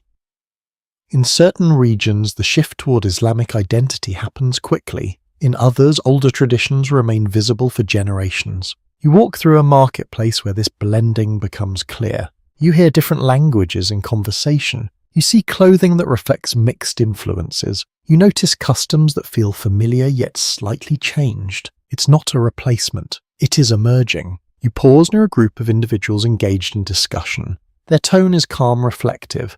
They are not debating conflict, but meaning, understanding, how to live within a world that is changing around them. There remains uncertainty about how individuals experience this transformation on a personal level. Some may have embraced the new beliefs with conviction. Others may have adapted more gradually, holding on to elements of the past. You begin to feel how identity becomes more fluid in this moment. Not fixed, not defined by a single system, but shaped by layers of influence that continue to evolve. You walk toward the edge of the town where the land opens again. The horizon feels softer now, less defined by boundaries and more by continuity. Earlier, when you witnessed the arrival of new forces, everything felt uncertain, almost tense. Now that tension has settled into something quieter, a new normal. You take a slow breath, noticing how the air feels the same even though everything else has changed. The land remains constant, holding within it the memory of all that has passed. A deeper layer reveals itself as you reflect on what endures. The idea of Persia does not vanish. It transforms. It adapts to new beliefs, new systems, new identities, while still carrying something of its original essence. You begin to understand that this is how cultures survive, not by resisting change completely, but by absorbing it, reshaping it, continuing through it. As the light begins to fade once more, the sounds of the town soften, conversations quiet, movement slows, the world settles into evening. You look back along the path you have travelled, from early settlements, to empire, to conquest, to transformation, and now to something that feels both new and deeply connected to the past. You turn forward again, knowing that this journey is far from over. Because what you are witnessing is not the end of Persia. It is the beginning of something that will eventually be called Iran. You continue walking as the layered world around you settles into a quieter, more enduring rhythm. The sharpness of transition has been replaced by something steady, something that feels lived in. The blending you noticed earlier is no longer new. It has become normal. The streets you pass through carry familiar sounds. Soft conversations, the movement of trade, the quiet rhythm of daily life continuing without interruption. Nothing feels rushed, nothing feels forced, and yet beneath this calm, something important is unfolding. If you pause and listen carefully, you begin to notice it. Language. You hear it in passing conversations, in the way people greet one another, in the quiet exchange of information in marketplaces and homes. There is Arabic present in formal settings, in learning, in religious life. But there is something else. Persian. It has not disappeared. It remains spoken softly but consistently carried from one generation to the next. There is a quiet thread running beneath this moment. Even as new systems of belief and governance take hold, language becomes a vessel of continuity. It holds memory. It carries identity. Over time, Persian evolves rather than fading away. It absorbs new influences, new words, new expressions while maintaining its core structure. What begins to emerge is not the same language as before, but something closely connected. What you are hearing is the early form of what will later be known as New Persian. This development becomes especially visible as written forms begin to appear more widely. While Arabic script is adopted, the language expressed through it carries Persian thought, Persian rhythm, Persian memory. Something here does not fully resolve in a simple way. Why does the language endure so strongly even when political and religious structures change? Some traces in the historical record suggest that Persian remained deeply tied to daily life, to storytelling, to local identity in ways that were not easily replaced. It was not only a means of communication, it was a way of seeing the world. You walk into a gathering where individuals sit closely together, listening as one voice recites words in a steady, measured tone. The sound is calm, almost musical. You do not understand every word, but you feel its structure, its flow. There is something deeply human in this moment. Stories are being preserved, passed on, remembered. A subtle detail reveals itself as you observe more closely. Even as Arabic becomes dominant in scholarship and religion, Persian begins to re-emerge in literature, poetry, and cultural expression. It does not compete directly. It complements. It exists alongside, creating a layered identity that holds both influences at once. The picture softens when examined more closely. This is not a simple case of one language replacing another. It is a quiet coexistence, a balance. You continue walking and notice how this balance shapes everything around you. People move easily between languages depending on context, one for formal learning, another for everyday life, another for expression and art. It feels natural, unforced. Earlier, when you stood in the presence of strong centralized power, identity felt structured and defined. Now it feels more fluid, carried in subtle ways that are not always visible at first. You pause near a doorway where an older figure speaks softly to a younger one. The words are simple, but the tone carries care, continuity. Something passed gently from one generation to the next. This is how language survives, not through power, but through use, through memory, through daily life. You take a slow breath as the light begins to shift again, moving toward the softness of evening.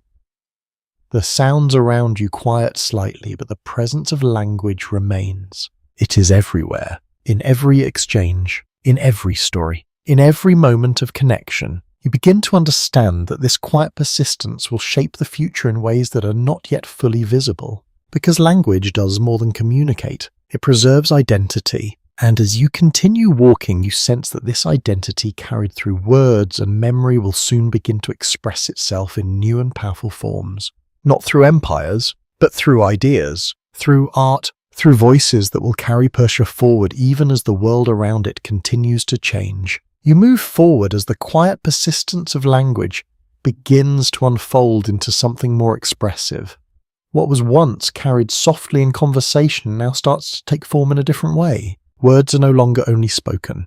They are shaped, refined, given rhythm and meaning that reaches beyond daily life. You enter a space where people gather not for trade or administration, but for listening. The atmosphere is calm, almost intimate. A single voice speaks while others remain still, absorbing each line with quiet attention. There is a sense that something important is happening here, not in a loud or dramatic way, but in a way that lingers. If you pause and look carefully, you begin to notice how memory is being preserved through language. Stories, ideas, and emotions are no longer just passed from one person to another. They are being crafted into something that can endure. Poetry begins to emerge as a powerful force. It becomes a way to hold identity, to express thought, to reflect on the world in ways that simple conversation cannot. You listen as the voice continues, the words flowing with a rhythm that feels both structured and natural. There is a softness to it, but also a depth that invites reflection. One name eventually rises from this tradition, carried forward through generations. Ferdowsi. Though you are not yet in his exact moment, the path you are walking is leading toward voices, like his voices, that will gather fragments of the past and reshape them into lasting works. There is a quiet thread running beneath this moment. The need to remember, the need to define identity through story. You begin to understand that poetry is not only about beauty, it is about preservation. A subtle detail reveals itself as you observe how these gatherings take place. They are not limited to elites or rulers. They exist in homes, in small circles, in places where people come together simply to listen and reflect. This makes the spread of these ideas more organic, more deeply rooted in everyday life. The story becomes less certain when you consider how much of this early literary tradition has been lost or changed over the time. Fragments remain echoes of voices that once spoke but are no longer fully heard. And yet what survives is enough to show how important this shift is. You continue walking and notice how language begins to take on new layers. It is no longer only practical. It becomes expressive, symbolic, capable of holding complex ideas and emotions. You pass by a group engaged in discussion, their tone thoughtful, their expressions focused. They are not only sharing stories, they are interpreting them, adding meaning, exploring ideas. This is where identity deepens, not only in what is remembered, but in how it is understood. Earlier, when you followed the persistence of language, it felt like a quiet survival. Now it feels like a reawakening, a voice finding its strength again. You take a slow breath as the sound of recitation continues softly in the background. The rhythm is calming, almost hypnotic, carrying you further into this world where words hold power in a different way. The picture softens when examined more closely. This is not a sudden transformation. It grows slowly, shaped by individuals, by communities, by their quiet need to express and remember. You begin to see how this movement will shape the future. Because stories do more than reflect identity. They build it, they reinforce it, they carry it forward. You pause for a moment, letting the sound of the spoken words settle around you. There is something comforting in the repetition, in the steady flow of language that connects past and present. You begin to understand that this is how Persia continues to exist even as its political form changes. Through memory, through culture, through expression. And as you continue walking, you sense that these voices will not remain small or quiet forever. They will grow. They will spread. They will shape how this land understands itself for generations to come, not through force, but through words that endure. You continue walking as the voices of poetry fade gently into the background, leaving behind a sense of quiet continuity. The words you heard do not disappear. They linger, shaping the way people think, the way they remember, the way they understand themselves. But as you move forward, the world around you begins to shift again. The sense of unity you felt in earlier times does not fully return.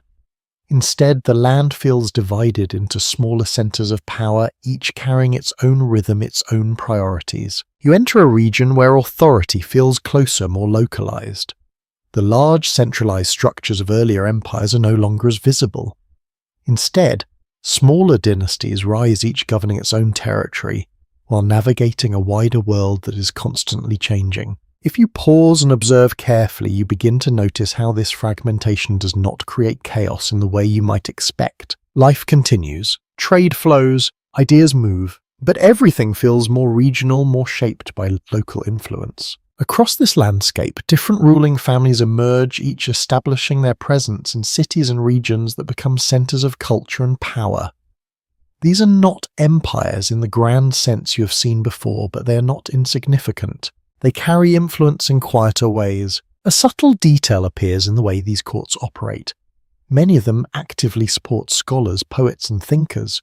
Patronage becomes an important part of maintaining prestige and identity. You begin to see how culture becomes a form of power, not only military strength, Not only control of land, but the ability to shape ideas, to support knowledge, to preserve memory. This creates an environment where Persian identity continues to develop even without a single unifying empire. The story becomes less certain when you consider how these different dynasties viewed themselves. Some embraced their Persian heritage openly, while others aligned more closely with broader Islamic traditions, blending identities in different ways. You walk into a city where this blending is clearly visible. Architecture reflects multiple influences. The layout of streets feels familiar yet altered. Public spaces carry a sense of importance, but without the overwhelming presence of centralized authority. You pass by a gathering where individuals discuss matters of governance. Their tone is measured, their decisions shaped by local needs rather than distant commands. This is a different kind of stability, more flexible, more dependent on balance. The picture softens when examined more closely. Without a single empire to unify everything, there is also vulnerability. Alliances shift, rivalries emerge, power can change hands more easily. And yet this same fragmentation allows for diversity, for variation, for growth in unexpected directions. You continue walking and notice how each region carries its own character. Some feel more connected to trade routes alive with movement and exchange. Others feel quieter, more focused on internal development. There is no single pattern, only variation. You pause near a group of travelers sharing news from different regions. Their stories differ, reflecting the diversity of experiences across the land. What stands out is how information still connects these fragmented worlds. The networks built in earlier times have not disappeared. They have adapted. A quiet thread runs through all of this. Despite division, there is still a shared cultural foundation: language, stories, memory. These continue to link people across distances even when political unity is absent. Earlier, when you walked through the rise of empire, everything moved toward consolidation. Now you are witnessing the opposite: dispersion. And yet it does not feel like loss. It feels like transformation. You take a slow breath as the day begins to soften once again. The light grows warmer, the sounds around you become quieter.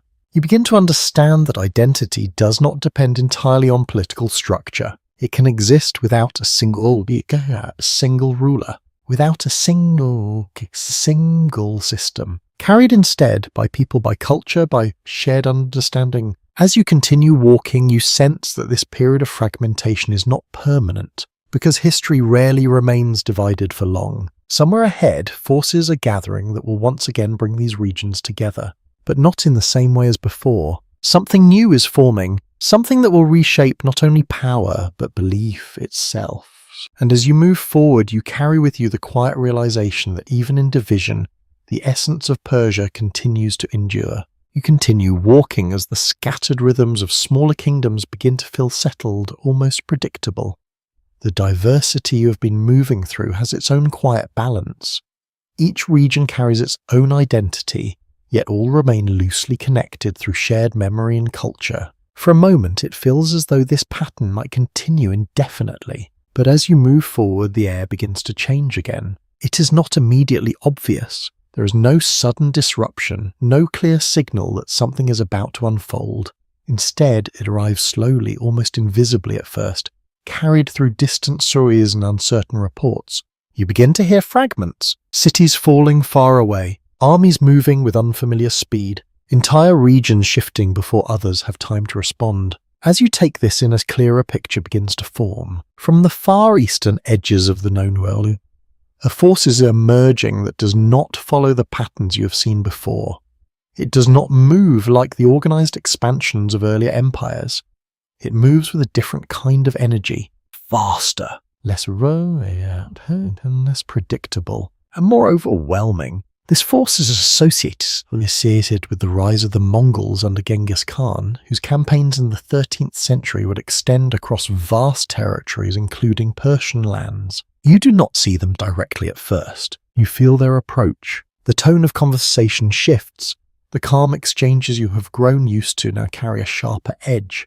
People speak with more urgency, even when they try to remain composed. Beneath the surface, another layer quietly appears. This is not a conflict between neighboring powers. It is something larger. You walk into a settlement where preparation is taking place, but it feels different from the organized readiness you saw in earlier times. There is uncertainty in the way people move, as if they are preparing for something they do not fully understand. The story gently shifts when viewed from another angle. These incoming forces do not always rely on traditional systems of governance or gradual expansion. Their strength lies in mobility coordination and the ability to move across vast distances with remarkable speed. You begin to sense how difficult it is to respond to something like this. There is no clear boundary, no stable line of defense, only movement. A subtle observation reveals itself as you watch how information spreads. News arrives fragmented, inconsistent. One region reports resistance, another reports sudden collapse.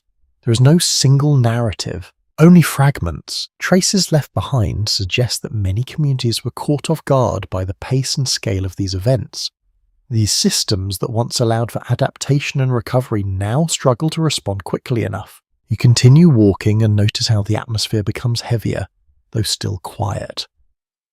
People continue their routines, but with an added layer of tension that is difficult to ignore. Markets still open, voices still speak, but everything feels more fragile. You pause near a group gathered in close conversation.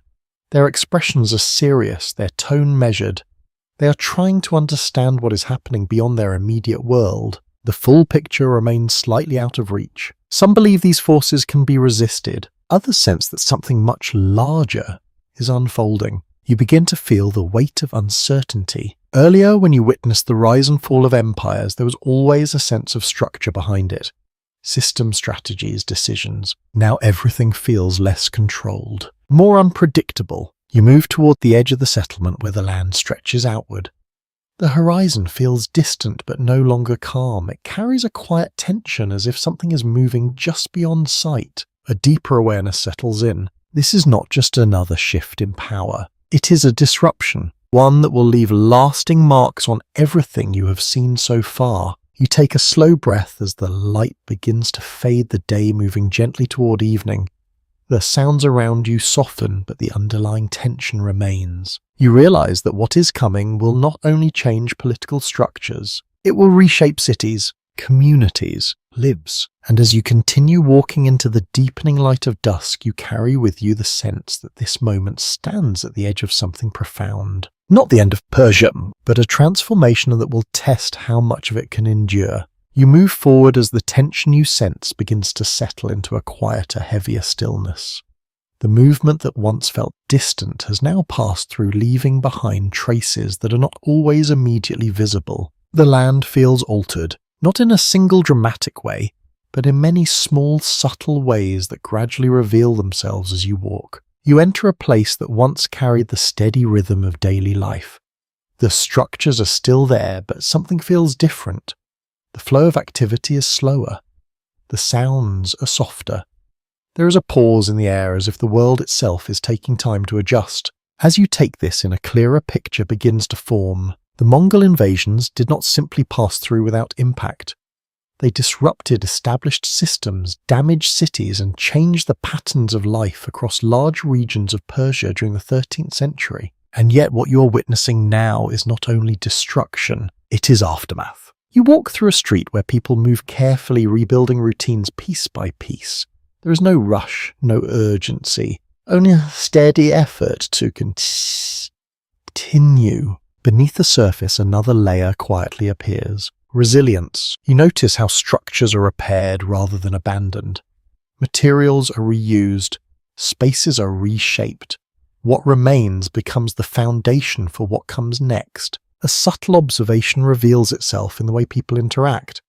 Conversations are quieter, more thoughtful.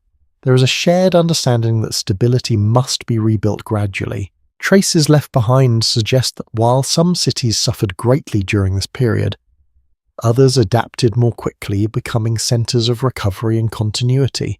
The experience was not identical across all regions. You continue walking and see signs of life returning in familiar ways. Markets begin to open again. Goods begin to move. Voices begin to rise, though still softly. The picture softens when examined more closely. Even under Mongol rule, local administration and cultural practices did not disappear completely. In many cases, existing systems were adapted to function within the new structure, allowing a degree of continuity beneath the surface of change. You begin to sense how transformation works here, not as a complete break, but as an adjustment, a reconfiguration. You pass by a group of individuals working together to restore a building. Their movements are steady, coordinated. There is no visible frustration, only focus. This is how recovery happens. Quietly, step by step. The story gently shifts when viewed from another angle. The Mongols, often remembered only for their conquests, also contributed to new forms of connection across regions. Trade routes were stabilized in certain areas, allowing goods and ideas to move more freely over long distances. This creates an unexpected layer. From disruption comes new pathways. You walk along a route that feels active once more. Travelers move carefully but with purpose. Information begins to flow again, reconnecting places that have been momentarily isolated. The full picture remains slightly out of reach. It is difficult to determine exactly how individuals experience this period. Some may have felt deep loss, others may have focused on rebuilding, many likely experienced both at the same time.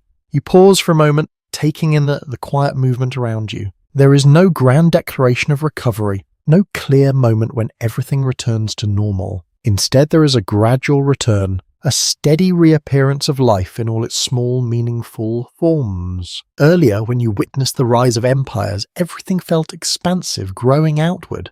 Now you are witnessing something different. Reconstruction, an inward process. You take a slow breath as the light softens again, the day gently closing. The sounds around you settle into a calm rhythm, quieter than before but present. You begin to understand that this period is not defined only by what was lost. It is defined by what continues, what adapts, what endures. And as you continue walking, you sense that this recovery will not remain static, because from these quiet efforts, something new is beginning to form. Not an immediate, not a sudden rise, but a gradual shaping of identity that will carry forward into the next stage of this long journey. You continue walking as the quiet work of rebuilding slowly gives way to something more structured. The scattered efforts you observed begin to align, forming patterns that feel increasingly intentional. What was once recovery now starts to resemble direction. The land feels steadier, not fully restored but no longer uncertain. You enter a city where the signs of renewal are more visible. Streets are more organized. Public spaces feel more defined. There is a sense that authority is beginning to take shape again, not as a distant idea, but as something present and active. As you take this in, a clearer picture begins to form. A new power is rising from within this landscape. It does not appear.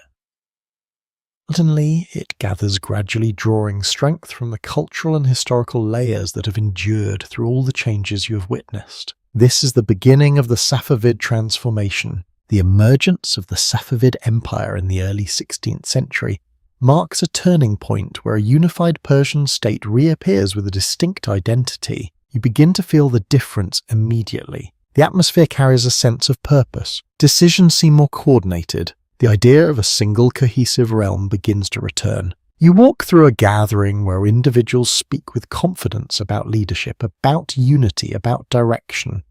Their tone reflects belief in something that extends beyond local interests. Beneath the surface, another layer quietly appears. This is not only about political power, it is about identity. You notice how symbols begin to take on importance again.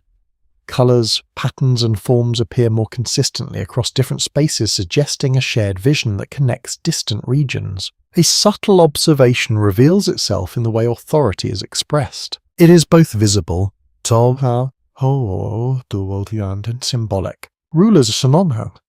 Rulers are not only governing, they're representing something larger. You begin to understand that this new structure is drawing from the past while shaping something distinct. The story gently shifts when viewed from another angle. Unlike earlier periods where diversity was managed through flexibility, this new system begins to emphasize a more defined identity, one that sets it apart from surrounding regions. This distinction becomes especially important as the Safavid rulers establish their presence. They are not simply rebuilding an empire. They are redefining what that empire represents. You continue walking and notice how the rhythm of life adapts to this new structure. Markets remain active. Conversations continue. But there's a growing sense of alignment in how people relate to the larger system. It feels more unified, more directed. The full picture remains slightly out of reach. It is not entirely clear how quickly this sense of unity spread across all regions, or how it was received by different communities. Some likely embraced it readily. Others may have adapted more slowly. You pass by a group gathered around a public space where announcements are being shared. Their attention is focused, their posture attentive, the information is no longer fragmented. It is organized. Distributed with intention. Earlier, when you walk through the period of fragmentation, identity felt dispersed, carried quietly through culture and language. Now, it begins to take on a more defined shape again. You take a slow breath as the light softens the day, moving gently toward evening. The city around you continues its steady rhythm, but with a stronger sense of direction. You begin to feel how this moment stands at the edge of something significant. Not only a return to unity, but a transformation that will shape how this land understands itself for centuries. Because what is forming here is not simply a continuation of Persia as it once was, it is something new, something that will bring together past and present into a distinct identity that begins to resemble what we now recognize as Iran. And as you continue walking, you carry with you the quiet awareness that this transformation is only just beginning. You continue walking as the sense of direction you felt begins to deepen into something more defining. The structure that is forming around you is no longer only about governance or territory. It begins to shape belief identity and the way people understand their place in the world. The air carries a quiet certainty now, not absolute, but present. You move through a city where the patterns of life feel more aligned than before. The diversity you once noticed is still there, but it now exists within a clearer framework. There is a shared direction that guides how people move, speak, and gather. As you take this in, something deeper begins to make sense. This new unity is not only political, it is religious. The Safavid rulers established Twelver-Shia Islam as the central belief of the state. This decision does not remain abstract. It becomes part of daily life-shaping practices, institutions, and identity across the land. You begin to feel how significant this shift is. It does not simply add another layer. It defines the whole. You walk past a place of gathering where people stand in quiet formation. Their movements are synchronized, their expressions focused. The atmosphere carries a sense of shared understanding that extends beyond individual experience. There is a quiet shift you might not notice at first. Belief is no longer only personal or local. It is unified, guided, structured. This creates a distinction between this land and its neighbours, many of whom follow different interpretations of Islam. Over time, this difference becomes one of the defining features of the region. You begin to sense how identity sharpens through contrast, not through isolation but through definition. The moment becomes more layered the longer you observe it. Adopting a unified religious identity brings strength and cohesion, but it also requires adjustment. Not everyone begins from the same place. Traditions that existed before must adapt, sometimes slowly, sometimes with tension that is not always visible on the surface. You notice this in small details, variations in practice, differences in expression, subtle signs that change is still settling. You pass by a group engaged in quiet conversation and their tone thoughtful. They are not questioning the direction itself, but navigating how it integrates into everyday life. The story carries a few unanswered edges. How quickly did this shift become fully accepted across all regions? How did individuals reconcile older traditions with new expectations? The answers are not always clear, and yet the overall movement continues. You walk further and notice how institutions begin to reflect this new identity. Places of learning, spaces of gathering, systems of guidance all align with the same framework. There is a sense of cohesion that extends beyond politics into the deeper fabric of society. Earlier, when you walk through periods of fragmentation, identity felt fluid, shaped by many influences at once. Now it feels more defined, more focused. focused, guided by a shared center. You take a slow breath as the light begins to soften again. The city around you continues its rhythm, but with a clearer sense of purpose. You begin to understand that this moment is not only about belief, it is about distinction, a way of defining this land in relation to the world around it. This identity will endure, not unchanged, but strong enough to carry forward through future transformations. And as you continue walking, you sense that this clarity will soon meet new challenges, because beyond these borders, other powers are rising, watching, interacting, and the world that surrounds this newly defined identity is becoming more connected than ever before. You continue walking as the clarity of identity you just felt begins to encounter a wider world that is slowly drawing closer. The land no longer feels distant or self-contained. Instead, it begins to open outward, connected by roots that stretch far beyond what you can see. The air carries a different kind of movement now, not only from within but from outside. It's a mudstone we retrieve from mud. You walk along a road where travelers appear in forms you have not seen before. Their clothing differs slightly. Their tools and goods reflect unfamiliar places. Their languages carry tones that feel distant, shaped by the lands far to the west. As you take this in, something deeper begins to make sense. This region is no longer only part of its own story. It is becoming part of a global one. You pass by a gathering where goods are laid out in careful arrangement. Among them, you notice objects that feel different from the materials you have seen so far. Items crafted with techniques that suggest new influences, new connections. There is a quiet shift you might not notice at first. Trade is no longer only regional, it is expanding. European merchants begin to appear along these routes, drawn by resources, by opportunity, by curiosity about lands that were once distant and difficult to reach. The moment becomes more layered the longer you observe it. These interactions are not only about goods, they're about knowledge. Ideas begin to travel in both directions. Techniques, technologies, and ways of thinking move quietly across these connections, shaping both sides in ways that are not always immediately visible. You walk further and notice how these encounters are received. Some are welcome, seen as opportunities for exchange and growth. Others are approached with caution, with awareness that influence can move both ways. The story carries a few unanswered edges. How much of this interaction is controlled? How much unfolds naturally through curiosity and trade? There is no single answer. You pass by a group engaged in conversation with visitors from afar. Their tone is careful, respectful, but measured.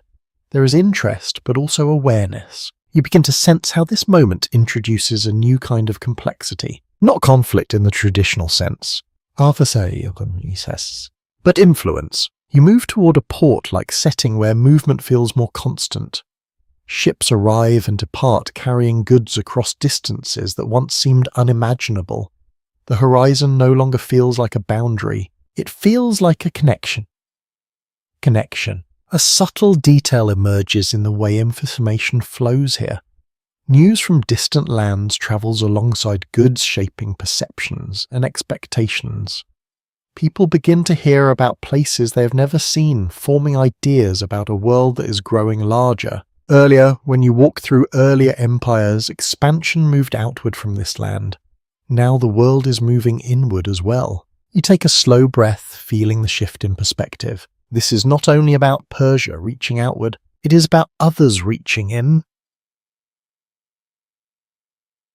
The balance begins to change. You notice how authority responds to this new reality. There is an effort to manage interaction, to control how much influence enters, to maintain identity while engaging with a wider world. This creates a careful balance, openness, and protection. You continue walking as the light begins to soften again. The sounds around you carry a different rhythm now, shaped by voices from multiple regions, by goods that have traveled long distances, by ideas that move quietly across borders. You begin to understand that this moment marks the beginning of a new phase, one where the land you have been walking through is no longer isolated within its own history. It's part of a larger, interconnected world, and as you move forward, you sense that this connection will not always remain balanced. Because influence can bring opportunity, but it can also bring pressure. And soon that pressure will begin to shape the future in ways that are not yet fully visible. You continue walking as the steady flow of connection begins to feel heavier, more complicated. What once felt like distant exchange now settles into something closer, more persistent. The presence of outside influence is no longer occasional, it lingers. You enter a city where movement continues as before, yet something beneath it feels strained.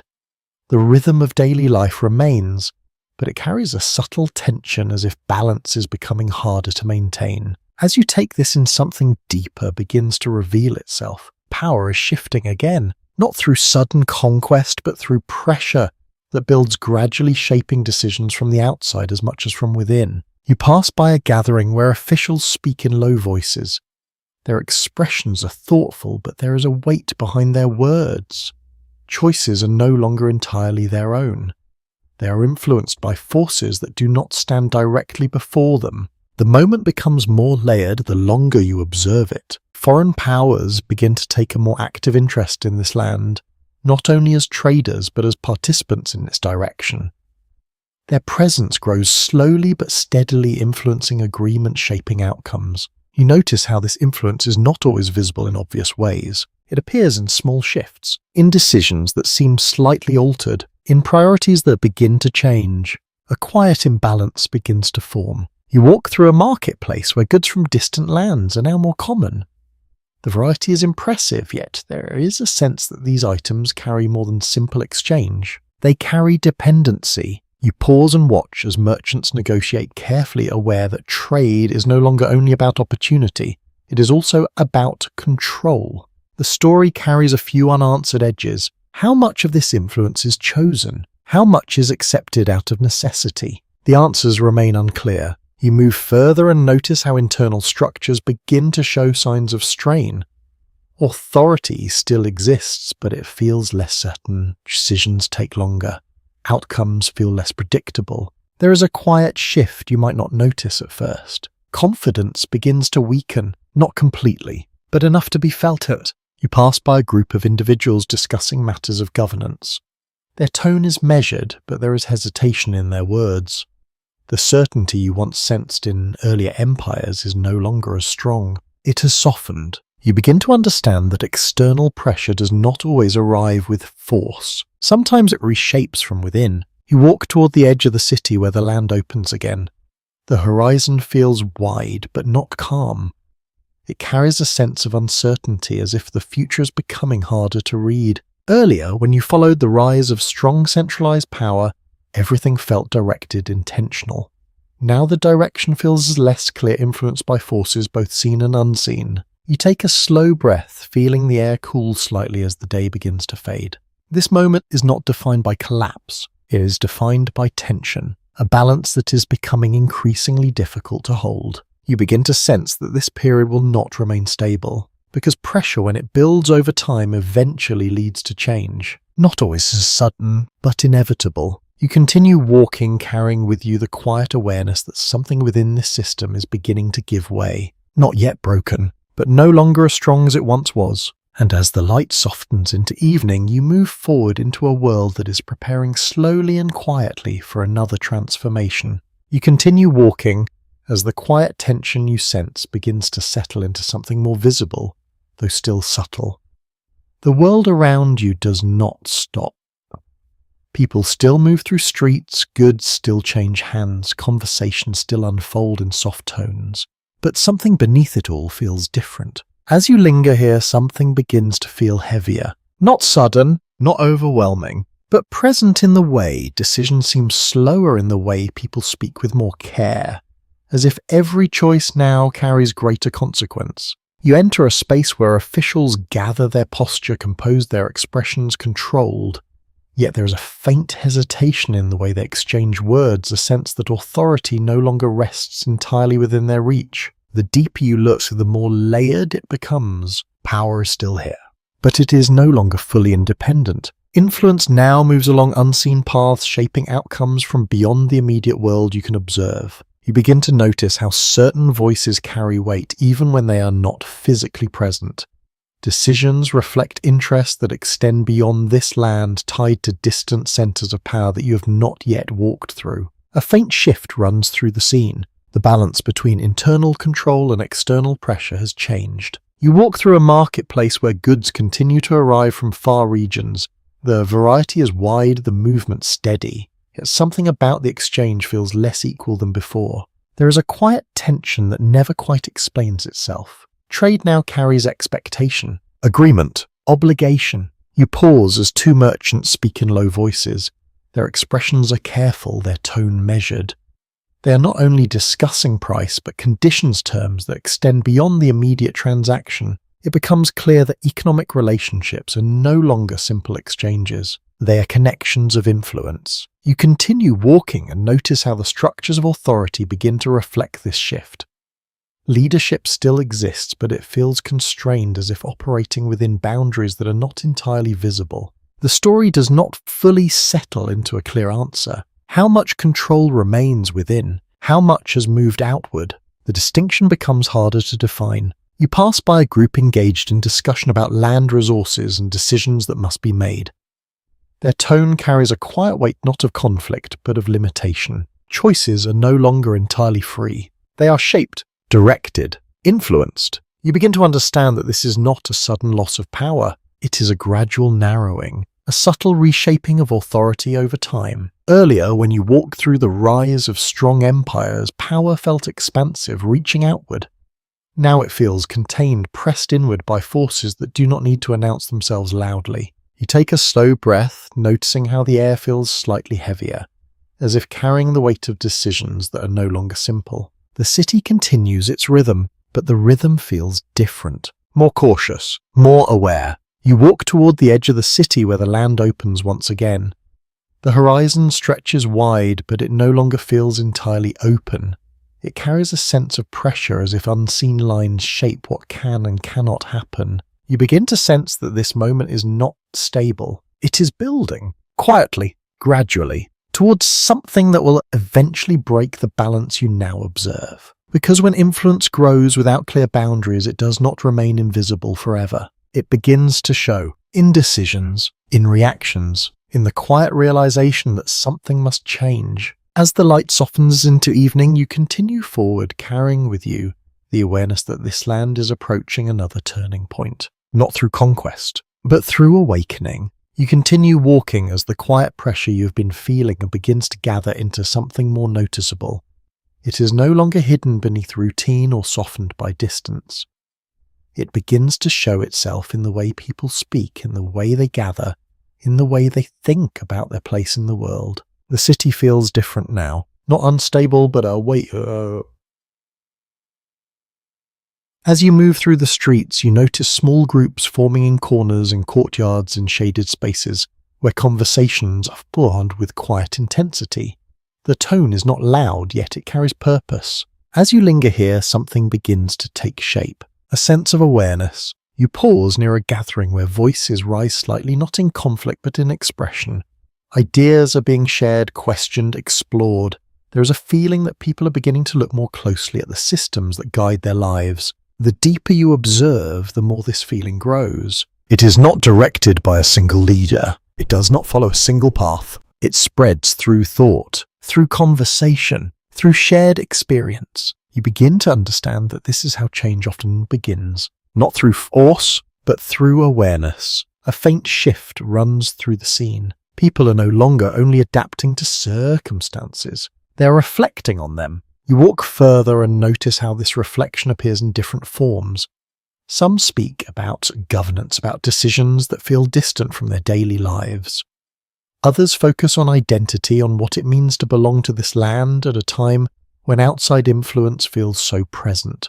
There is a quiet tension that never quite explains itself, a sense that something needs to be rebalanced, though no single solution is clear. You pass by a group of younger individuals engaged in discussion.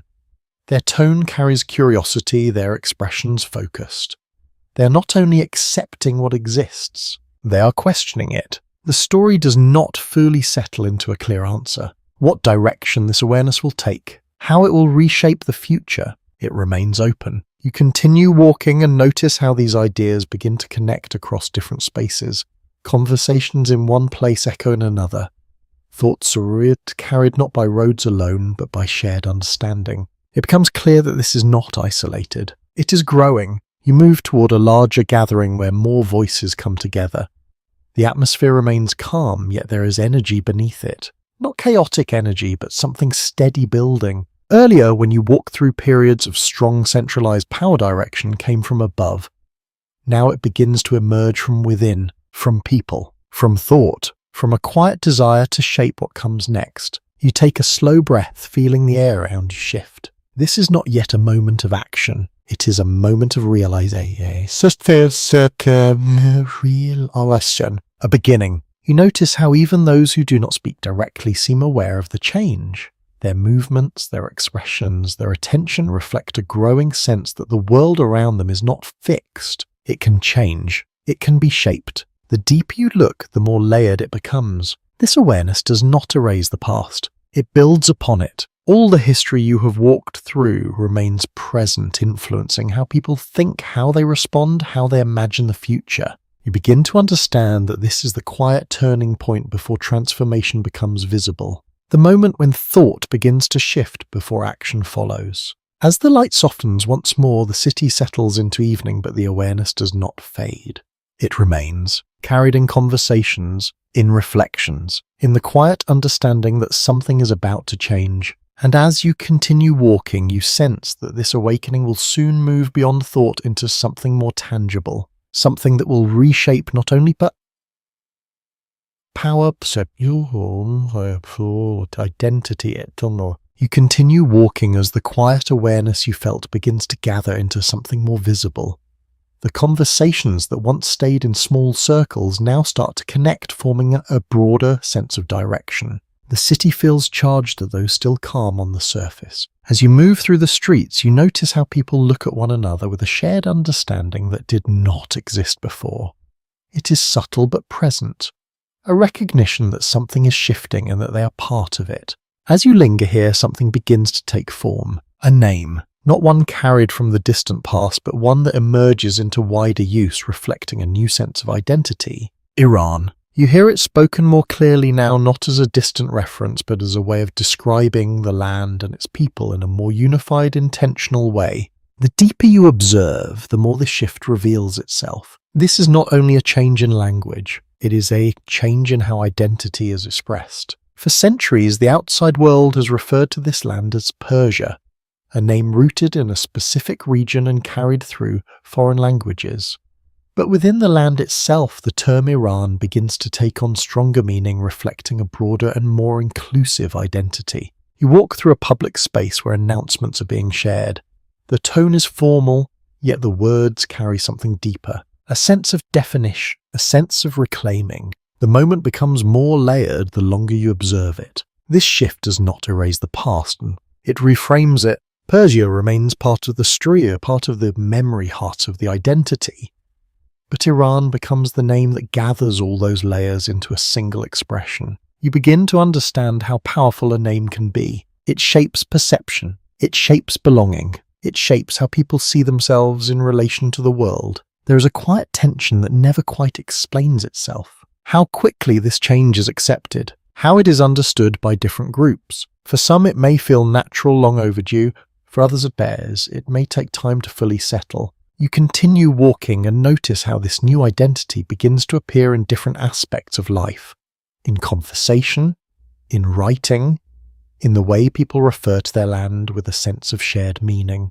It is not forced. It grows. You pass by a group engaged in discussion, their tone thoughtful.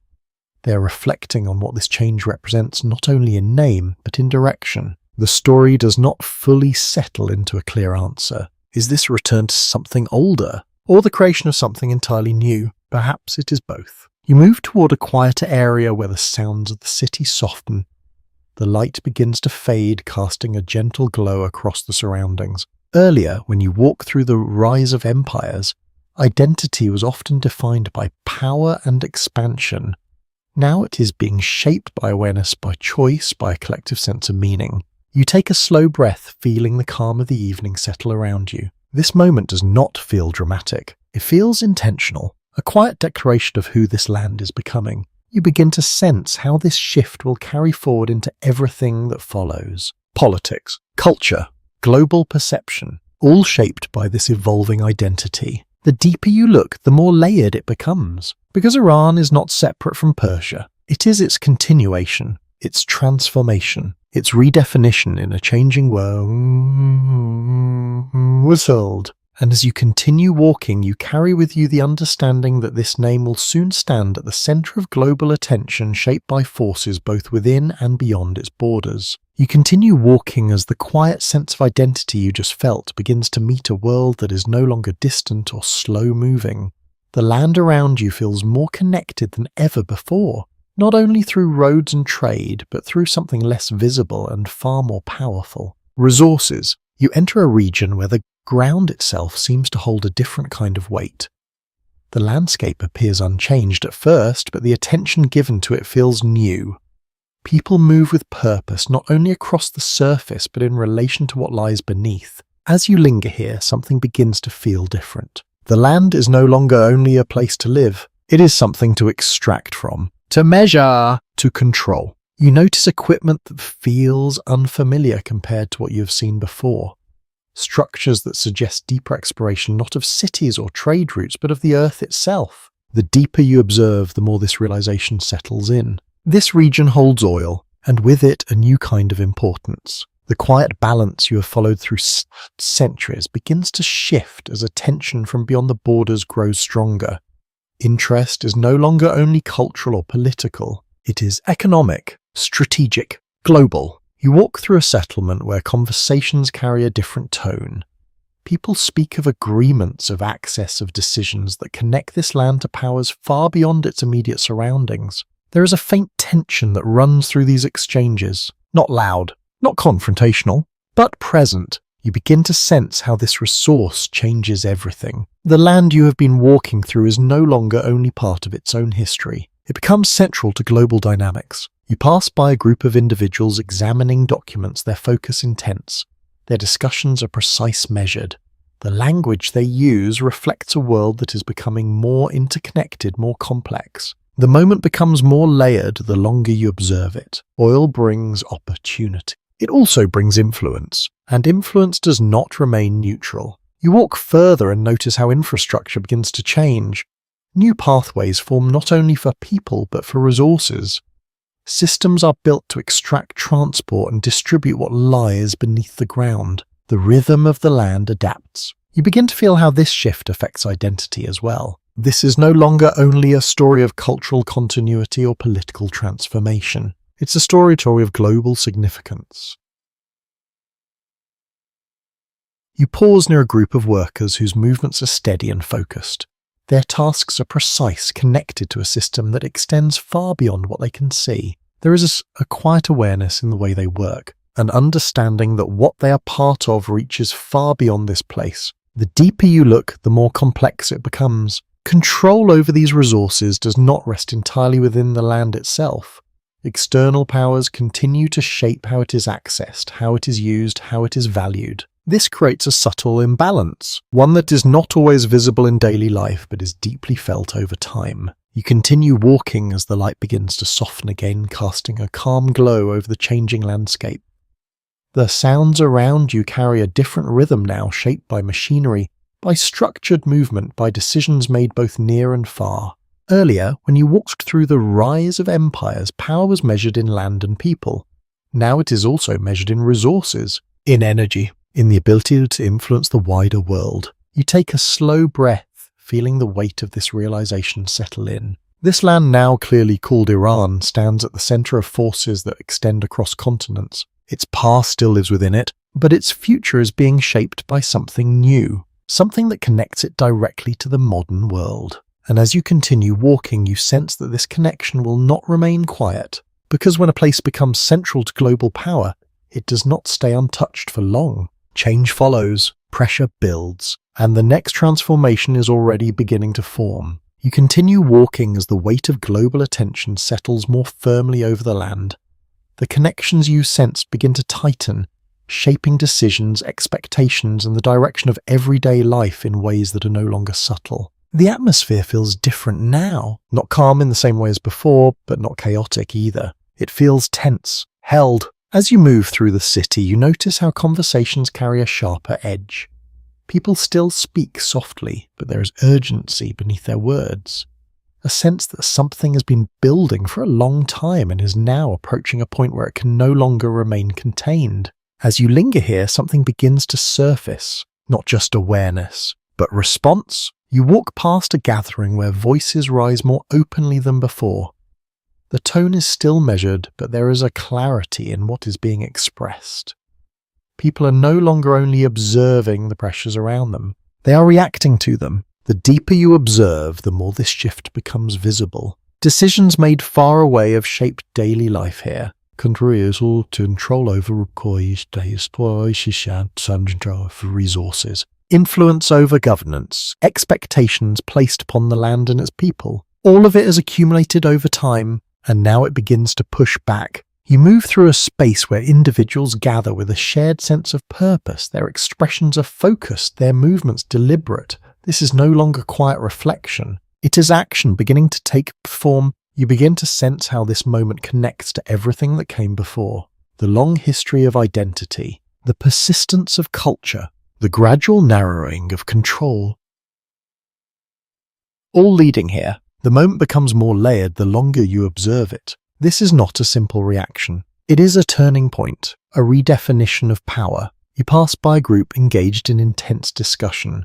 Their voices carry conviction shaped by years of experience and awareness. They speak of independence, of control, of the need to reshape the direction of their future.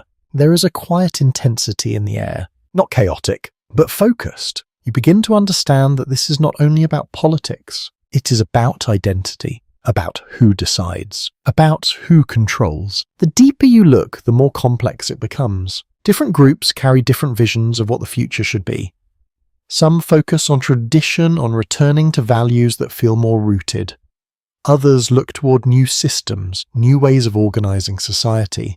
These visions do not always align, yet they exist within the same movement. You continue walking and notice how the city reflects this tension.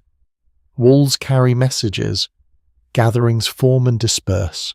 The rhythm of life continues, but it feels charged, as if every moment carries more significance than before. This is a period of transformation that does not move quietly. It rises. It unfolds. It reshapes. You take a slow breath, feeling the air around you shift. The moment you are walking through becomes known as the Iranian Revolution, a time when the structure of power in Iran changes in a profound and lasting way. But standing here, it does not feel like a single event. It feels like a culmination. Everything you have walked through has led to this. The empires, the transformations, the influences, all converging. You pause for a moment, watching as people move with purpose, their actions guided by a shared sense that something fundamental is being redefined. Earlier, when you walked through the formation of identity, it felt gradual, evolving over time. Now it feels immediate, visible, irreversible. You begin to sense that this transformation will not only change governance, it will reshape how this land relates to the world, how it sees itself, how it moves forward. As the light begins to soften once more, the city does not settle in the same way it once did. The energy remains carried through the sound streets, through conversations, through actions that continue beyond what you can see. And as you continue walking, you understand that you are approaching the final stage of this journey. Not an ending, but a reflection. A moment where everything you have seen begins to come together. You continue walking as the intensity of change gradually softens, settling into a quieter, more reflective atmosphere. The movement you just witnessed does not disappear, but it becomes part of the background woven into the fabric of daily life. The city around you breathes again, not as it once did, but with a rhythm that carries both memory and transformation. You move slowly through the streets, noticing how everything feels layered. The past is not behind you. It is present, resting gently beneath each step, within each structure, within each voice you hear. As you linger here, something begins to settle, a sense of continuity. You pass by a group engaged in calm conversation. Their tone is softer now, less urgent, yet still thoughtful. The questions that once drove action now move inward, becoming reflection. What has changed? What has remained? What continues? You begin to understand that this journey has not been about a single transformation. It has been about many, each one shaping the next, each one leaving something behind. The deeper you reflect, the more the connections begin to reveal themselves. The early settlements that learned to survive and adapt, the rise of empires that built systems of power and order, the blending of cultures that reshaped identity, the persistence of language, of belief, of memory. All of it still exists here, not as separate pieces, but as one continuous story. You walk toward a quieter part of the city where the sounds soften into a gentle background.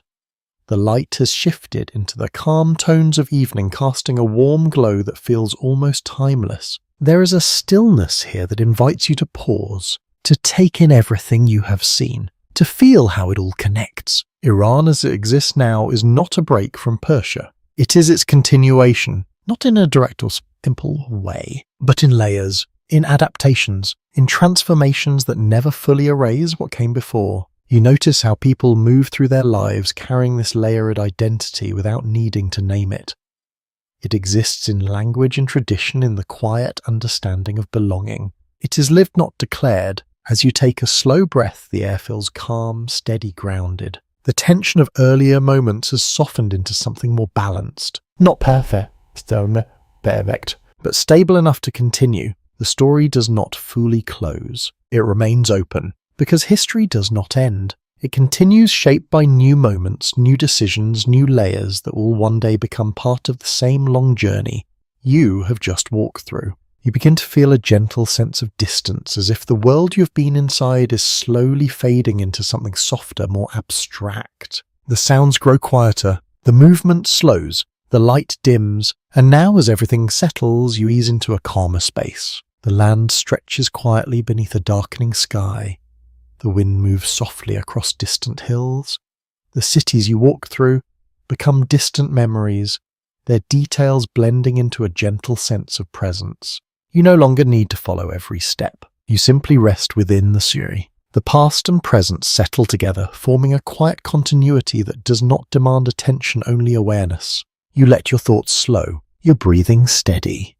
The journey, long and layered, begins to soften at the edges, no longer sharp or detailed, but calm and whole. And as the final traces of the story drift gently into the background, you remain in that quiet space where everything connects, where Persia becomes Iran, where history becomes memory, where everything continues even as you rest. Sweet dreams.